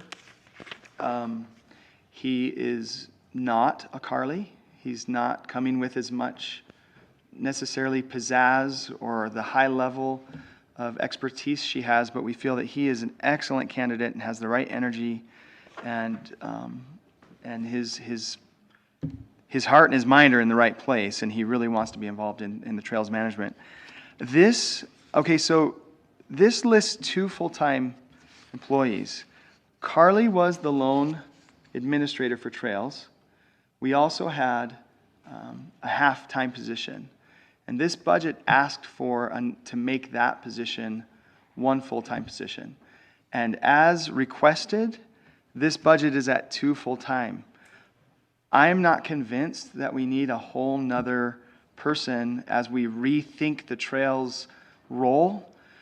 I think Carly went through kind of trying to be like the last trails administrator. But then as the interim coming in, I only have so much say because I'm temporary, but I have a hard time not saying my thoughts on what I think might be good government going forward. And I've kind of pushed Tim and maybe to kind of focus on this position being truly one of more of coordination, providing some support to the cities because they may not have a trails person or people, but we aren't, in my mind, we aren't really the people out there building the trails. We're helping to coordinate the experiences, going out, finding funding, bringing that funding in, and then distributing it. Maybe helping the cities if they're eligible for a specific grant, but guiding them more so than really being the one leading the effort on their trail. I inevitably will go back to not being the director of development services, but I didn't see the role of the county being one to own yet. I don't think that's the vision of the council, to own trails, to go out and be building county facilities that we need to then maintain and keep up over the years. I do understand we have one lone one along Highway 30 that we'll end up having to mow, or I think you've all heard of that one. So that it will be our official trail, and I do believe we own one other. We do some trailhead. Sometimes we will take over a trailhead, but that's about it. So we're going to be talking later tonight about a $20 million ballot initiative for open space. Right. Trails is on that Yeah. a lot, and I want to talk about that more at that time. That being said, there's 2 things I'm seeing here where you look at those Venn diagrams start to overlap pretty good. Back on zoning, what is public land corner I'm assuming that's presidential fund, Preservation. preservation fund. So we've already got money in our budget to preserve public lands? Is that correct in zoning? I'm feeling a presence come upon me. I'm going to allow him to speak. What's that money already for? that we're That setting aside? money goes into the engineering budget Okay, for section corners. okay, So by state code, we have to use all the money that comes from recording surveys to, it's corner preservation fund. So it's Okay. not presidential, but preservation. preservation. So we're just basically section markers then, rather than open space. Section on that. corners falls to the county surveyor department, so Okay, GIS helps with some of that by recording those plats. And then engineering is the one out there trying to coordinate. And GIS and Public Works right now are very, both intertwined in that, but that money comes from, that's revenue that comes from them recording the plats. It's not enough, but, you know, and this year, going off topic a little bit, is that we got $31,000 in grants from the state to help with that too. okay. That would all show up under the engineering budget. Yeah, and that's where that probably 31,000. And then when you look at trails, Dirk, what you're saying is this current budget of knocking on the door of $500,000 for trails is overstated. It is, Only by, to me, it's a fluff program in a lot of ways, and not 100% necessary, like roads, safety, things that we really need to be concentrating heavier on. what is not being discussed that I don't know the magnitude of is that I know we provide services to cities, but I don't know how much we get reimbursed for that. Also, I believe a lot of the revenues are from the grants, but standing before you, I don't know what the split is on grants versus general fund. So, Find out for us? sure. And I can confidently, no, I can't. I got the 78,000 from Cameron sitting there on the one permit tech that we kind of didn't need. I am not confident on how much the extra FTE is, but I was gonna say you can take it out, knowing that the trails coordinator will come back and between the new director and the trails coordinator will, in any direction you guys get on the open space or your discussions, that, depending on which way the council goes on that, you might need an additional helper on the grants and, There was a gal that was helping Carly, mhm. and I thought somehow it wasn't too long ago that we'd already approved that full-time position, and that she was going to be moving into that. Did that not happen? Between you and me, I don't remember the timing. I thought that this budget was asking to bump it up to full-time, but I don't really remember. There's another presence. That was approved, and before that person took that full-time position, she left. So there is just an open full-time position, so it was carried forward into the budget So for we had next all year. Thank you. trails. Both Yeah. of our trails people have left. And they're both going to Missoula. So we can maybe pull back on that without affecting anybody right now. That's concerning. And I'm telling you, that wouldn't be unwise. I'm not standing before you pushing hard for that extra position. I think the trails coordinator on what we have in the hopper already have in grants and things like that, we do need that person. And to pull out completely would leave some of the cities kind of dangling. So we have that position, the one trails coordinator position, and we have filled that, and he starts in October. There was a group that was meeting, that had some cities, and big USU, had several people on it, Mm-hmm. and,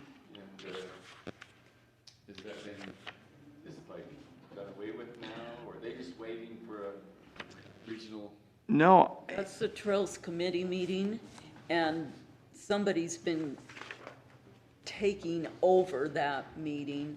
But yes, they had city representatives and everyone in there, and they were meeting monthly. And I don't know what's, is that one of our committees that we're kind of organizing from the county side? Because I do realize there's another citizen, like, it's more like an interest hobby group. yeah. That they yeah, also meet and provide. Carly was working closely with them as Yeah, well. Trails Committee is, I'm on that. Good. on that, but it's kind of, he tries to have a meeting. In fact, Carly was just doing it over Zoom, and I don't know as if the interest was that great. But I think if we get that back and get that going and get meeting in person, you're going to Yeah. have a better response to a Yeah. lot of those things. I think a lot of the coordination can go on in those meetings rather than us funding it here, or, Well, like, do we need to build out an infrastructure, or is most of those kind of citizen-led initiatives to talk about what needs to be done and get everybody at the same table? You know, do we need to build out a huge infrastructure for the county, or just having kind of one trails coordinator that I think that is one more the trails quarterback coordinator, rather than yes. building out a, yeah, and I think that's kind of what Carly was doing, was coordinating with those different areas. And that's where I have kind of come from analyzing the whole situation. I have heard discussions talk about how she may have, because of her big heart for trails, she may have kind of overextended herself on what she hoped she could do. And then that's why she kind of got that part-time person helping, why she asked it to be bumped to full-time. But I kind of feel we should. I think one person is enough for that. And if coming in, we work with the director and the new trails coordinator and say, he's totally overwhelmed, one person can't do this, well, okay, we can come back to you next year. Well, I remember this evolved also when Carly came in, she landed quite a few big grants. She got a lot of big And grants. she was personally overseeing a lot of those grants. Yeah, And we hired a grant coordinator right. that was also supposed to be helping with those. And they worked very closely together. And I just like the combination of all that. I keep wondering, I don't know. well, I mean, Are we getting a lot of redundant things happening? Well, that's why I think we're I think we're okay with one. yeah. And And there is actually a tremendous amount of money that, RAPS tax that has been. Yeah. That has been set to certain True. trails and overseeing those, she was overseeing all that stuff. Mhm. But it wouldn't be bad that, Yeah. it wouldn't be bad that we kind of, say, just shift down a gear. And Yeah. especially someone coming in and then let them build with it and go from there. I agree with you, David. They need to do their own thing and build with it. I agree. And that is one, I've always kind of been on the lookout for those grants, because we get this infrastructure built on grants, and then all of a sudden, Right. the grants dry up. And if I'm reading this revenue correctly, that under intergovernmental revenue, where you're looking at awards, it's 118,000 in total. 100,000 of that comes from, it says grants other local units. I'm wondering if that's RAPS, right? Where we're taking RAPS and doing it, and then, Well, didn't we're we, coming out $183,000 or $182,000 from the general fund. So you're already, right? If we started this based on grants, and now we're already upside down, because instead of grants, we're funding it from the general fund now. And the grants have kind of fallen by the wayside, so. David? I think a didn't more we- detailed revenue breakdown of what we have right now currently Yeah, would help, and I can provide that. David, didn't we give some RAPS funds for some kind of improvement of a trailhead? Yeah. Yeah, and so that's probably part of that too, and so we need to look at that. And ARPA, I believe. That's, yeah. That was a bunch of money that went there. Yes, true, that's where we need to be spending it, right? It's on infrastructure rather than. yeah.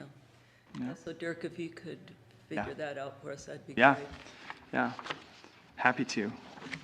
And then, other than that, I would be happy to make a final comment to say that my first observations in going in as interim, my mind just can't handle citizens not knowing where they are in the process when it comes to zoning and administration, subdivisions. And so, software solutions aren't the end-all be-all. You have to have people that fight for good communication on top of that. And I've just worked really hard over the last 8 weeks to make sure that all of our staff are getting back to every single person that has application in. Matt and I work closely together. I'm texting him all the time. Can we have engineering double check on this one? Because if we just get engineering's input on this one, it'll move it along for that applicant. And there has been a lot of wait. And it drives me nuts to think that anyone would be waiting on us when all we have to do is forward it, or if we're in the final process. So just know I'm doing my best work on that, and I cannot say enough for our new permit techs, and Laurie Jones helping to train them, and Angie helping to train them, and they're just really catching on and taking that workload. Also, Tim Watkins is working night and day to help them and to catch up on the more complicated ones. I do know that the software solution will help us communicate that when an applicant puts something in, we put it in, and then it creates a workflow. And as soon as that next person does their job, it pings the next person to do their job. I think that'll help a lot. And the patron can sit there and click on it and say, oh, where's the status of it? We can all see right where it is. And I do admit that there are citizens that come in and love to complain. Yeah. People are frustrated because in the past, they'll say things like, the county, this person told me that. And then I'll say, well, show me the document where it was in the process. And I think, again, the solution will help us.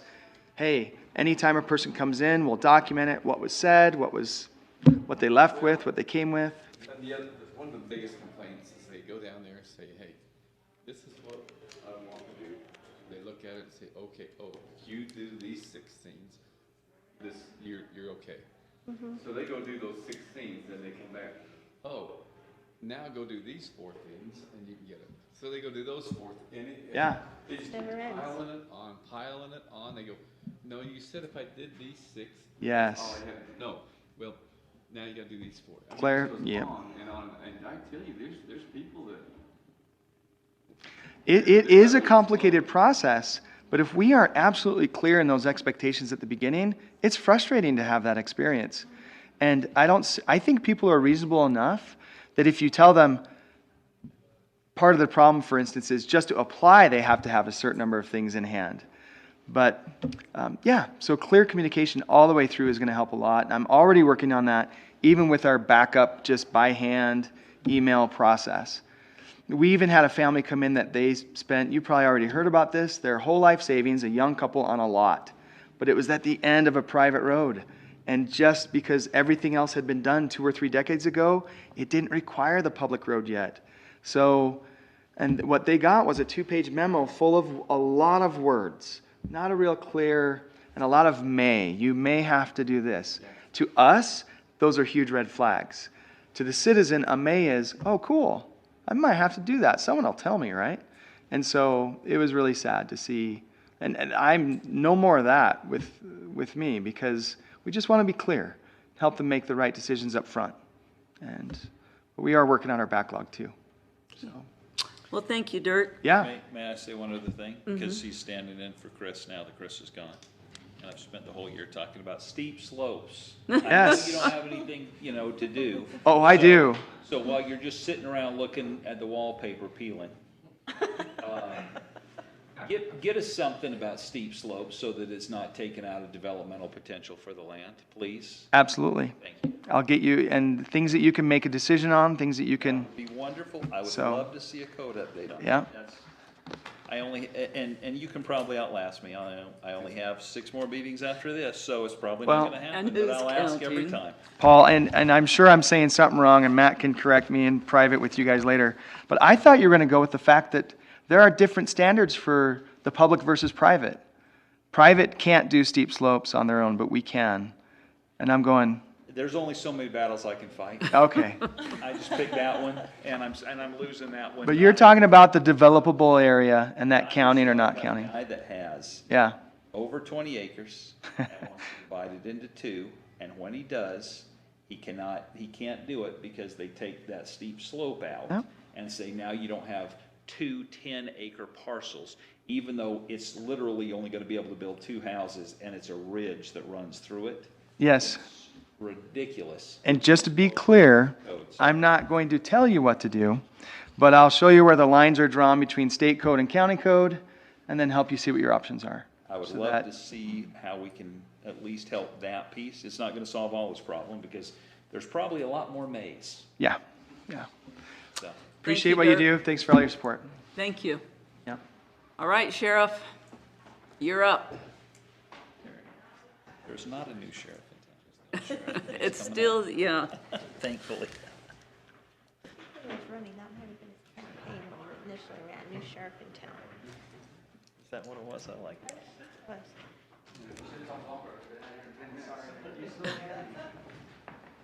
We need to update.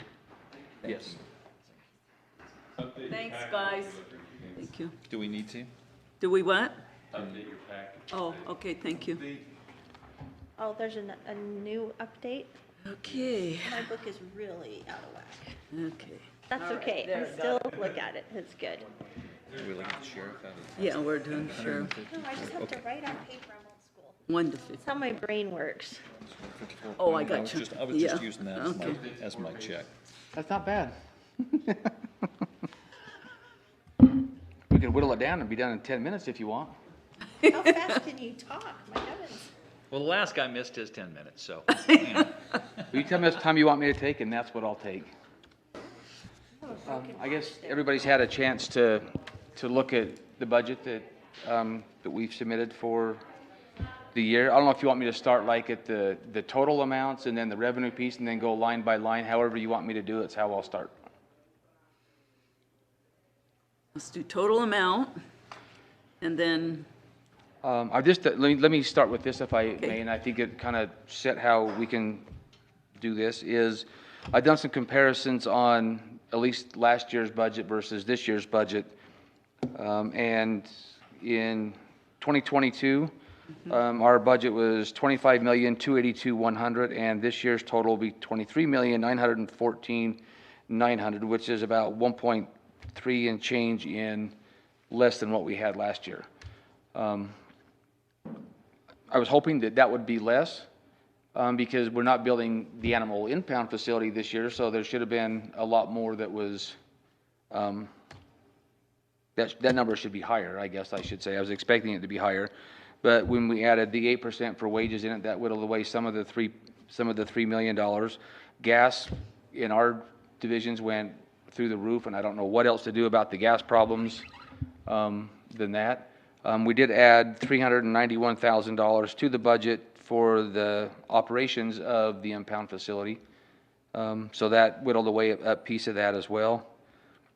And I think that was a big one. And with the contracts, we added an additional patrol deputy to the budget, but that came through the contracts on the patrol side. Additionally, you've also, given the wage increases that have been required to keep people on. Yeah. That's impacted your budget. Well, and that's been huge. I was just in Salt Lake today and listening to everybody crying the woes down there, and I don't say too much just to not fuel the fire any. But literally with recruitment and retention, we're doing better than most of the state. In the last 4 or 5 months, Cammie could probably tell me the number better, but we've picked up four laterals from other agencies, and not just locally. I'm pretty selective on laterals. They got to have some roots back in the valley, so I know that they're just not chasing dollars. When they come here, they're going to be here to stay and give a whole career. But we've got one from Uintah County, one from the Highway Patrol, one from Logan City, and what was the other one? Can't remember what but there's 4 total, but we got from other agencies. And we're certainly not leading the pack in wages, but it was enough, and it was close enough to what they were coming from that made it to where they wanted to move home. And that's really the important thing, is that they're moving home and not chasing dollars. So that's been. Fair on that point, and Carl's point too, right, is that the sheriff oversees the majority of the employees that the county has. I mean, that falls under your budget. You're responsible for the majority of the employees the county employs. Salaries are the biggest line item in our budget as a county, so you're gonna be impacted the most there. And then the other big cost, fuel, and, I mean, you gotta have cars out 24/7. Yeah. All year long, so you've got the two biggest Yeah. issues of funding, so you've done a masterful job to We've, keep it where you have, I think. We've gone through the budget, and every year, when I took office before, and I'm not saying anything what happened 8 years ago, but I don't like fat in the budget. I think our budget should be, if there's a project, the budget should be here, and if there's not a project, the budget should be here.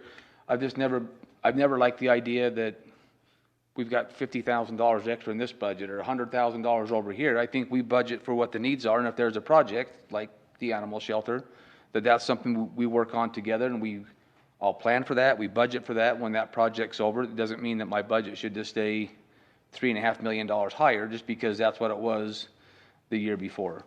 I'm not gonna lie and say next year something's not gonna come up and there's gonna be a problem. I may come back to an unforeseen problem. I may have to come back to the council and say, didn't see the 9 air conditioners on the roof going out, but it is a problem now, and that's how I would rather address problems, rather than just saying, there might be 9 air conditioners go out, so add $500,000 to my budget. I think we can work through some of those unexpected challenges as they come along.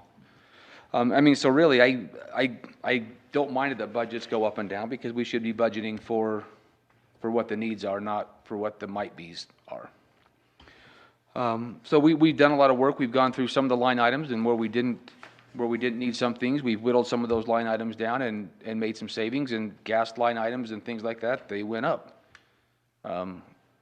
So that's kind of where some of the gives and takes have been with that. With the revenue side of things, and I think that's something important to hit on while we're talking about the expenditure piece. So in 2022, our total anticipated revenue was $6,155,716, and projected for 2023, it'll be $6,791,207. So there'll be $500,000 or $600,000 increase in the revenue, and I think that's a better number than what we've had in the past. Not only because it's higher, but we've changed the inmates that we have. We had ICE for a long time, and they were so hit and miss and up and down. It was really hard to put a finger on what that number was going to be. But we just re-signed a new contract with the Department of Corrections. We can have up to 140 state inmates, and that's a stable number we can have. Our average for this year has been, I think, 120. It's been as high as 140. And it's been as low as 110, but I think our average is a number that we can keep and still have room for our own county inmates. About that 120 number is where we can hit. The state would certainly give us more if we had the room for them, but our county numbers have gone from 110 to 175, so the more county inmates we have, the less contract beds that I can have. But I would suspect that the county inmate numbers, once we get the COVID push, is kind of finally starting to hit the courts. So I think we're going to see a push probably for the next few months with those county numbers going up, but I think by spring we'll see those county numbers come back to where they've historically been, and then there'll be beds open for the state or marshal inmates. Are you taking any ICE anymore? Yeah, I keep them like 10 beds, because I don't want their boots on the ground. I don't want their line staff not to have a place to book somebody who's committed a new crime. And what we were holding before was people they've committed a crime and they were going through the deportation process, and that could take months, realistically.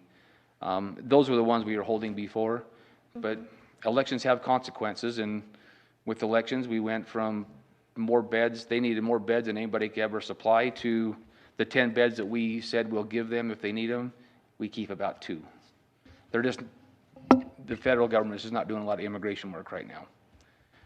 But I would rather keep it at the state level, local level first, state level if we can do it, and then open beds up to the feds if we have the space for them. Thank you. So I think the revenue pieces of it are great. I think that number is an easier number for us to hit. Every year that gets looked at again, as far as what the daily rate for the inmates go. We're going to pound away at it again this year. We got a pretty significant increase last year. I think we went from 52 to 65 a day. If the legislation goes well this year, I think we could go from 65 to about $80 a day. Uh, So how much of a deficit will we still have when What's that? How much of a deficit will we still have when we get to that level?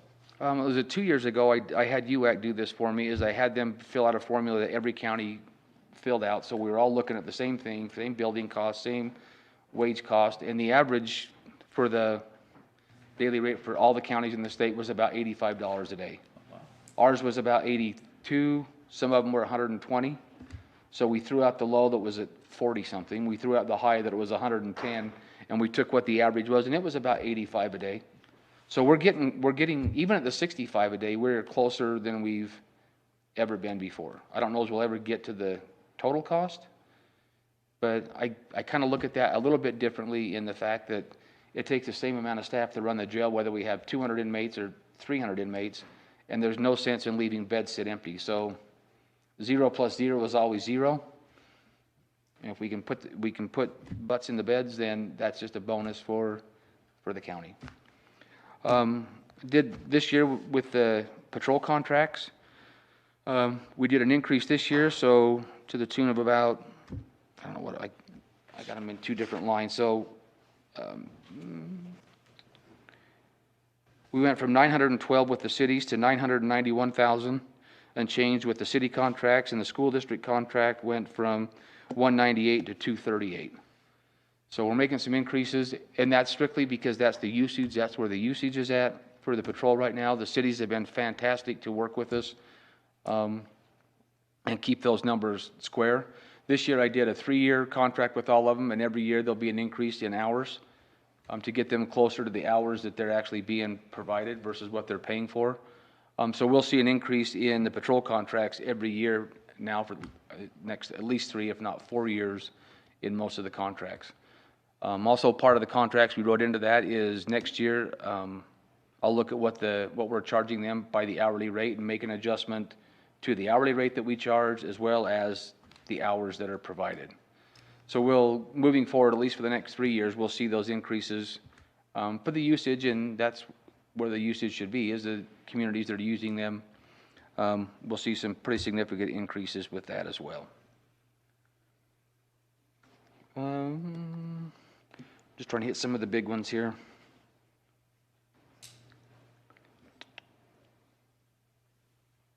Really poking out there. One pretty big increase is in 2022 for our jail commissary. We anticipated 105,000 for this year. Next year, we'll probably be somewhere in the 225, 230 range for the jail commissary. And the reason for that is with more state inmates, they have money on the books where they can buy things. If it's county inmates, they come and go so fast, they're just not buying a lot of stuff through the jail commissary.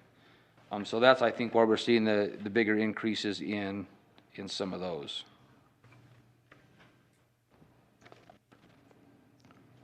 What kind of things, just curiously, what do you carry in the commissary that, They can buy buy? They can buy candy, they can buy soda pops, they can buy ramen noodles, they can buy, if they have money on their books, they can buy their own toothpaste, soap, shampoo, toiletry type items. It's not our responsibility. If they have money to do that the county should be buying all those things for them. If they truly don't have money, they're indigent, we supply the basic needs. But through the commissary, you can get all your toiletry items, you can get food, you can get candy. I think once a week they do a pizza thing, and we order 50 pizzas from someplace and take around the hot cart, and if you want to buy pizza and drinks, you can buy pizza and drinks out of your commissary account. The one thing different with that commissary money is that money, that 227, that can't just be stuck in the general fund for the county or even in some fund in my office that I can spend. That money has to be spent on inmates or inmate programs. So we have weights and we have exercise bikes and we have basketballs for the outside rec. Anything, we can use that money for anything that directly affects the inmates. So that's what that money gets used, which is helpful because it doesn't come out of any other line item, because I think we can take care of most of their needs with what's in that line item there. Maybe you could put Carl and I in a Scared Straight program. We can spend our commissary out. You want 60 days in or 90 days in? Depends on how my day's going. I might go for the 90. So I think overall the revenues are up like I would have expected them to be, and I think for the next few years, given what we've done with contracts, we're gonna see the revenues increase as well. Kind of back to this commissary thing, because people think, oh, you guys are making bank off the commissary. We don't sell the commissary any cheaper than you can go buy any of those products at 7-Eleven.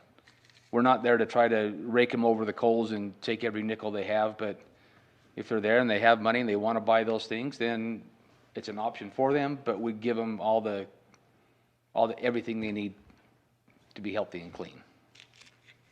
Well, it's not the same commissary that I had at Fort Sam Houston. No, not the same thing there.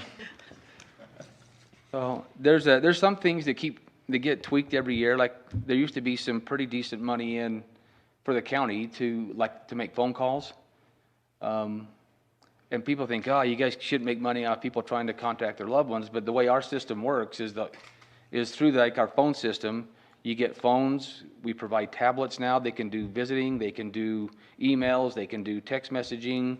They can do all their classes and training through these tablets. But all that's through the same company that provides the phone service. So when the FCC and the state think, oh, you guys shouldn't be doing this to the inmates, and they cut these phone rates down to nothing, then it starts whittling into what the county has to fund. So I'm hoping they're done messing with the phone rates, because there's a lot more to those phone rates than just making a phone call. The commissary accounts are all run through this same electronic system. So they can get books, they can do all kinds of things on those tablets. And the phone system is kind of one of the things that help fund that along the way. But now we kind of start looking at this inmate fund with this commissary revenue, and have to start using that for those kind of things. And it takes away the other options other things we can provide for the inmates. So that's the money coming in, the money going out. What other questions can I answer for you? Any specific challenges, budget challenges, or we had a pretty good discussion at the USAC convention last week with some of the other counties and the challenges that their law enforcement people are facing. And I was just curious from a budgetary standpoint if there's anything that you're finding yourself challenged with. You know, I think the operating stuff for the county, I think we're in great shape. The council's treated my office better than I could have even asked for. We don't want for a lot of stuff budget-wise that create problems are like vehicles right now. We're sitting in October, nearly, and ordered trucks in February, and we're probably not going to see 2022's vehicles until spring of 2023, which means we're not going to see 2023 vehicles until fall or even into the following year. And every time something like that happens or there's a delay, that is going to be a problem budget-wise, because what we ordered cars for in February probably aren't going to be the same cost as it's going to be in a year later. We haven't seen those numbers yet, but my guess is when those cars finally get delivered that we may be looking at something different cost-wise. Gas, some of the things that you just don't know, you don't know. You know, we budget gas at $3 a gallon and it goes to $5. But I hate to budget at $5 a gallon just to have it go to $3. You know, I think we look at those things, and I don't know what the other counties do and how they get it, what the relationship that their sheriff has with the council. But I like to play the budget pretty safe, and if we have some big, huge problem with fuel again, that we can come back to the county and say, we have a big, huge problem with fuel again, and we can fix little problems as we go. The recruitment and retention, we don't have a problem with retention. I think the people we are losing right now are those staff who have reached their milestone and hit that 20 years, and they're moving on. But replacing them is the hard part. Would they come back in a few weeks if they had that opportunity? It depends on where we put them. You know, I mean, I was. You know what I'm saying? They just, they hit that milestone at 20. Yeah, I see, and you know. Could they start back yet? Not right now, they can't. The way the retirement system's built is, well, I'd tell you, and this is why I asked Barbara if I could go last today, because I was down fighting, I guess, lack of a better term, with the URS to overcome some of that. We have deputies at my office who want to be school teachers when they leave, when they retire from us. I mean, they're 45 years old, they got 15 great years, they could go be school teachers. Can't touch the system. We got guys who have been on patrol or been on investigations or working rotating shifts in the jail for 20 years. They don't necessarily want to get out of law enforcement, they just, 20 years of that kind of shift work is hard. But we also have the courts and some day shift jobs that they would love to feel that we can't even touch them. And the way the rule is right now is they have to be out for a year. If I left today, I couldn't work for any government entity who is part of the URS for 1 year. And that was by design because they want people out of the system. I know the school districts is looking for bus drivers. School districts are always looking for teachers. Law enforcement is always looking for law enforcement, but nobody can use each other in any of those functions until they do something different with the URS. I think we're closer this year than we have been. It was a long 4-hour meeting this morning, but I think I got them beat down to saying, okay, let's look at this 30-day separation point. I think the challenge, when I talked to Kurt Bramble about this last year and why he was against it, was he was worried about the school districts. He wanted to support the law enforcement, but the worry about bringing teachers back and the number of teachers was going to break the bank.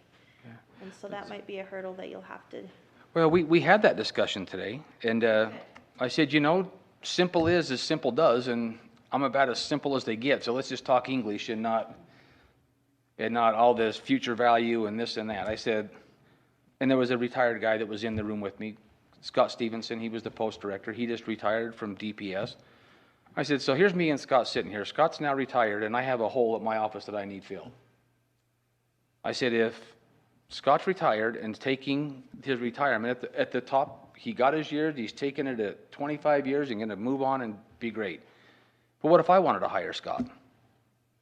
And I bring Scott in at a wage, and I contribute to the URS, as if I just hired a kid out of the academy. What's the difference whether it's Scott or whether it's some kid I just hired out of the academy?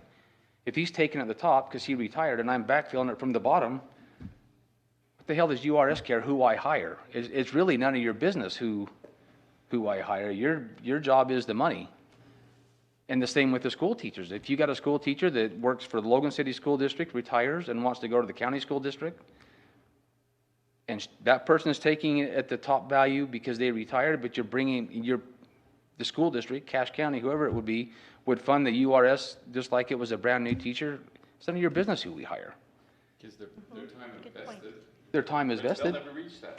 Yeah. Well, and the whole point of that is you're not going to, you can't double dip the retirement system. So you can't get one retirement and then go start on another one and think you're going to collect that. What you do is offer an opportunity for somebody in law enforcement or a school teacher that's probably got 10 or 15 good years left in them that can be productive. And that money that Cache County Sheriff's Office or Cache County Corporation is going to fund the URS is money that will never, ever be collected by anyone. Because you didn't go back into teaching. so URS is like, I wish it was only that simple. I'm like, well, it is that simple because it's really none of your business who we hire. Well, Somebody's going to take it here, we're going to fund it here, it's our business who we hire. there were these similar discussions last week, and I think there's some real positive movement toward just what you were talking about as far as simplification. And it's a benefit to URS because it's being funded for future people by people who aren't going to be taking it in the future. And so there's... Because their time starts over. Yeah. Well, like if Dave, you're retired, and if you went back to teaching school, and the school district told you, like, listen, you can come back and teach school, we're going to give you a wage, we're going to give you your health insurance and all the things that you want out of a job, but you're not going to start on a second retirement through the system, that's a decision that you need to make, whether that's worth it to you or not. So I think what got him in, I don't want to talk about the history of URS. Basically, what people were doing in 2008, they were basically triple dipping. You would have somebody that could retire out of the system, never leave the seat that they were in, still collect wages and benefits, and rather than refunding the retirement system, the rule was is cities and counties could fund what they would have paid the URS into somebody's 401K. You're required to do it. But I think just getting rid of that 401K piece and saying, you know what, we're gonna hire Dave back as a school teacher.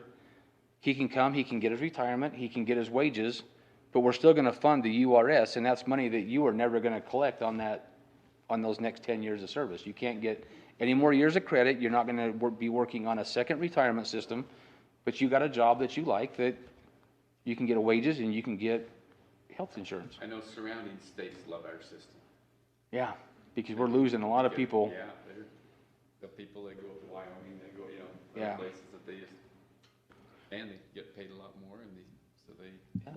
I think the URS needs to stay out of everybody's business, especially if that works. It's really none of their business who Cache County chooses to hire. If I want to hire 25 retired cops, pay into the system like they just bought them out of the academy, it's really none of URS's business who we hire. And it took 4 hours, and I'm like, just keep it simple, and that's about as simple as I can make it for you folks. And they're like, well, if that's the attitude that everybody wants to have, and you guys are okay with that kind of system, we can probably cut that number from 25 million down to about 5 million. I'm like, well, let's wrap it up in a box. I'll sign it today. So, but I think we'll see some changes of that. I don't have a lot of faith that these academies are going to be full. That's going to open up, that's going to fill the 1,700 jobs in the state of Utah, law enforcement jobs that are sitting vacant. They've got to do something. You know, DPS is down a guy because Scott Stevenson retired. Why should Cache County be down a guy too and not be able to tap into Scott Stevenson if he wants to come back to work? So better to have one hole than two. So I think there's some movement there. The school, it might get ugly during this session because I think right now the legislature's pushing a little bit farther. Our public safety's probably, because they're in dire straits of help, they may have to prioritize which systems they want to fund. Well, they just don't want to make the teachers' unions mad at them, so Yeah. you've got to politically navigate through that. I'll go do it for them. I don't have any political agendas. I'll just go say it. Just let me just work say for it. URS for one day and I'll go say it for you. Yeah. So anyway, I think there's some movement there. Back to the issues, that'll be the biggest one. And I think we've got 3 openings right now, maybe 4. We're testing again in November. I can't even get, whoever gets hired off that test can't even go to the academy until February, and that's the soonest academy that I can get somebody in. So we're gonna sit on how many holes we have now until a minimum February if we don't lose any more in the meantime. So it's just gonna be that door, and there's always gonna be 4 or 5 holes that just are always waiting for the next step. How about your staff for the animal control? How you got everyone there that you Yep, need? we gotta tell you, we had more applications for that. I think we had 50-something applications to work in the animal services. It was hard to figure out. It was hard to decide which ones to hire. They came to us. They're some of the students at USU. Some of them were graduated in vet science. It was hard to pick. So we hired, I think there's 3 full-time and the potential for 4 part-time. And it was hard. I'm glad. We had dozens and dozens of great, we wouldn't have gone wrong hiring any of the applicants that we got. So as Gordon would say, you can't convert the people from the pet jail to the people jail. They just want to sit. There's a chance, you never, like, you get bit too many times, we can make the play that the humans don't bite too often. Did the animal control shelter bring you any special issues in figuring out your budget or anything on that, Chad? Not so much yet, but really not knowing what to expect. I think we budgeted pretty well. I think that the building's paid for and we got personnel covered. I think we had $381,000, $391,000 for operating expense next year. That number may go up and down too. I just have to wait and see for a year what it does. Animal control, and then you've got the center down there. You ever thought about putting it under one umbrella? Yeah, I think once we get this up and running, Then you will. then I think we'll put animal control under the animal, because the animal control the patrol people, they're not law enforcement anymore, they're civilians. So I think we can move those over, it's not gonna help a lot of staffing issues, other than it'll keep it cleaner to have it under one umbrella. But yeah, that one to me, that one's a shot in the dark a little bit. I guesstimated the best I could on what the needs were going to be. And I guess we'll have to see how next year plays out. Did we get an address figured out? No, I'm waiting for Logan City to call me back and tell me I just talked to them today.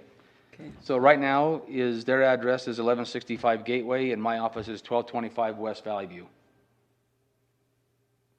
Which is weird, but, we did go back and look at the plats when they built the jail, like back in 2000, and that street is actually called Gateway. Oh, it does have a name, so we don't get to name it. Yeah. But I still don't like the name of it. Gateway to what? Yeah. Gateway to 10th West? Gateway to jail. Gateway to jail? I mean, Depends where you're checking in. call it the Green Mile. We could call it a lot of things, but Gateway was weird to me. So when I know the process, I'll tell you, and you guys can do what you want to do with that street. But we can go through this line by line through all divisions, or if you have specific questions about line by line, I'll answer any questions. I think the highlights, the ones that there were some increases, I think we already talked about, and that was the wages we talked about, gas, and hopefully gas goes down next year and we won't spend out what's in the budget, but. When is the animal impound gonna open? Do you have a date yet? Yes, here's kind of it's more than tentative right now, I think, we called literally the last piece waiting for is that air conditioner. Yeah. And that's not gonna ship in November like we had hoped. But not Mountain Fuel, that's old school, Dominion now. They came and lit all the pilot lights and got the furnace fired up. Because now the issue is going to be the cold weather and not letting pipes and freeze and walls crack. They're going to get that fired up. We're going to let it run for a couple days, see where the short spots are going to be in the building. And if I understand what they say right, the kennels in the back, everything on the outside walls will kind of be covered by what's already in place. Where we may have some shortfalls is like right through the center of the building, and it may be we can just use some space heaters to get us through a month or 2 months, however long it takes to get the other piece. And if Logan will give us a variance to use those space heaters in a few of those areas, I'm hoping for November 15th.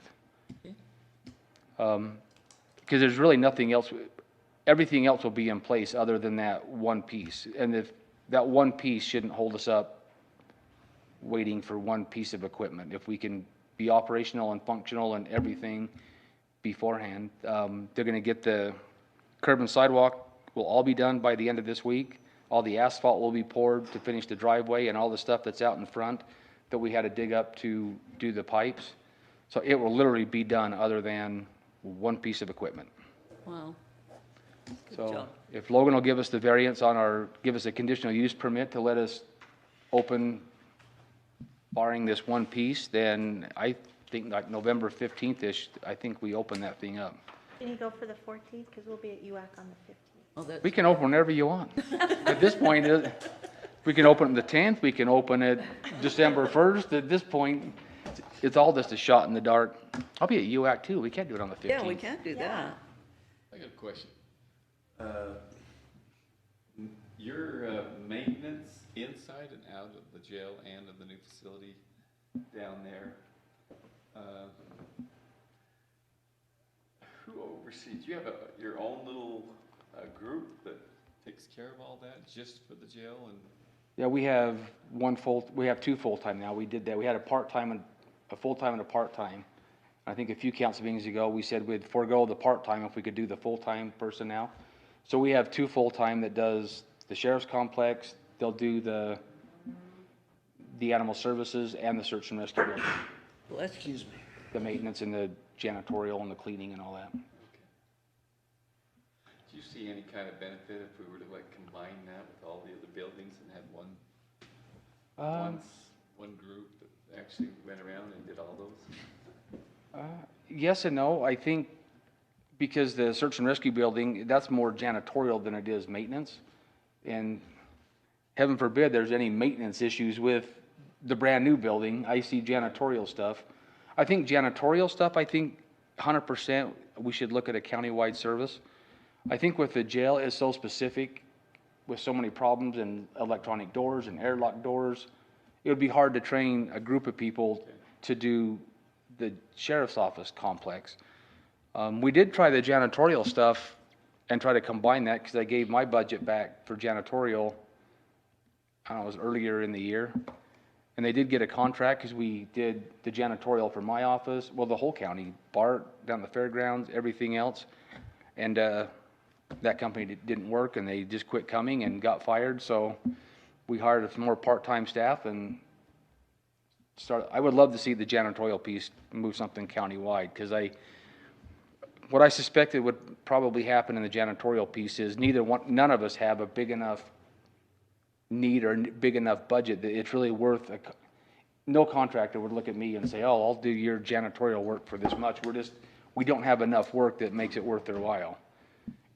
But I think if it truly countywide, we went into the janitorial piece and says, we're not gonna poke at it, here's the whole county janitorial piece. I think it would be worth it to look at a countywide service that does the janitorial piece.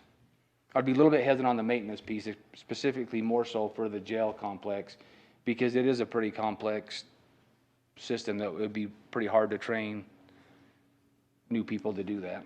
Not that it couldn't be done, it would just take a lot of time. Thank you.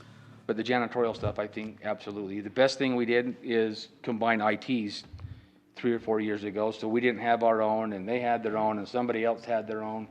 I think our service and our... is that how long it's been? Holy crap, I've been here a long time. Time flies when you're having fun. We got to do that because of Bart, though. Yeah. I mean, that's... No, absolutely, and I was 1,000% supportive of doing that, because our service is better now than we've ever had before. And we're actually part of the county. My whole goal in 15, and I hope we're making some progress, is don't want to be separate from the county. I don't want there to be Cache County and then the sheriff's office, and that, for a lot of years, that's kind of how it was because of conflicts and personalities, and when we moved farther away, it made it that much worse that we weren't part of Cache County. And I think the more we can all just be Cache County, the better. I come to council meetings, I hear what goes on and hear the other issues that departments have, and I'm like, well, maybe I'm not gonna ask that next year, because the road department's got a $5 million project that's more important than what I may be looking at. I think it's important that we communicate with all the departments countywide and prioritize what projects are. You know, beforehand, it would have been Cache County Sheriff's Office can do their own thing, and Cache County, you guys can do your own thing, but we're gonna float separately, and that's not the right mode to go. I like the fact that we're actually back part of the county again, and we can all talk and we work together as departments and share resources, and yeah, we should do as much of that as we can. You're Absolutely. awesome, Sheriff. Thank you so much. We appreciate all that you do, and thanks for this. Is there any more questions or anything that you'd like to ask Chad? I just second your thanks. Appreciate you. You're great. Thank you. And your people are awesome, too. Yeah, well, you guys are awesome. I don't say that lightly because I'm not the kindest guy in the world, but this council has been so awesome and the support you've had for law enforcement. In my office, I couldn't ask for anything more than what we've been given, so thank you. Thank you. Thank you, You have Sheriff. something to say, David? Nope. Okay. Stymied you? Your banned from speaking? He's gonna say something negative? Yeah. I'm going fishing. All right. This workshop is adjourned. Okay. Yes, oh, wait a minute. I is wanting to know, and I know she sent this out, but she needs this by October 1st, wanting to know if we are planning to raise taxes. That's a no for me. That's a no for me. No for me. Okay. But we're gonna need help from Cameron, because am I Yeah. correct that we've got a $2 million shortfall from what I saw in the budget? And the municipal services fund? We're gonna be whittling down to general fund. So, yeah, if you've got any ideas, Cameron, please give us some suggestions. Yeah, what do you think, Cameron? I think I'll talk about that later. Okay. We're good with that. All right, so, okay, just so we know, so we need to get this back to Diana as soon as we can, but it sounds like we'll have a decision tonight. Hopefully. Okay, okay. Are we adjourned now? Yes. Okay.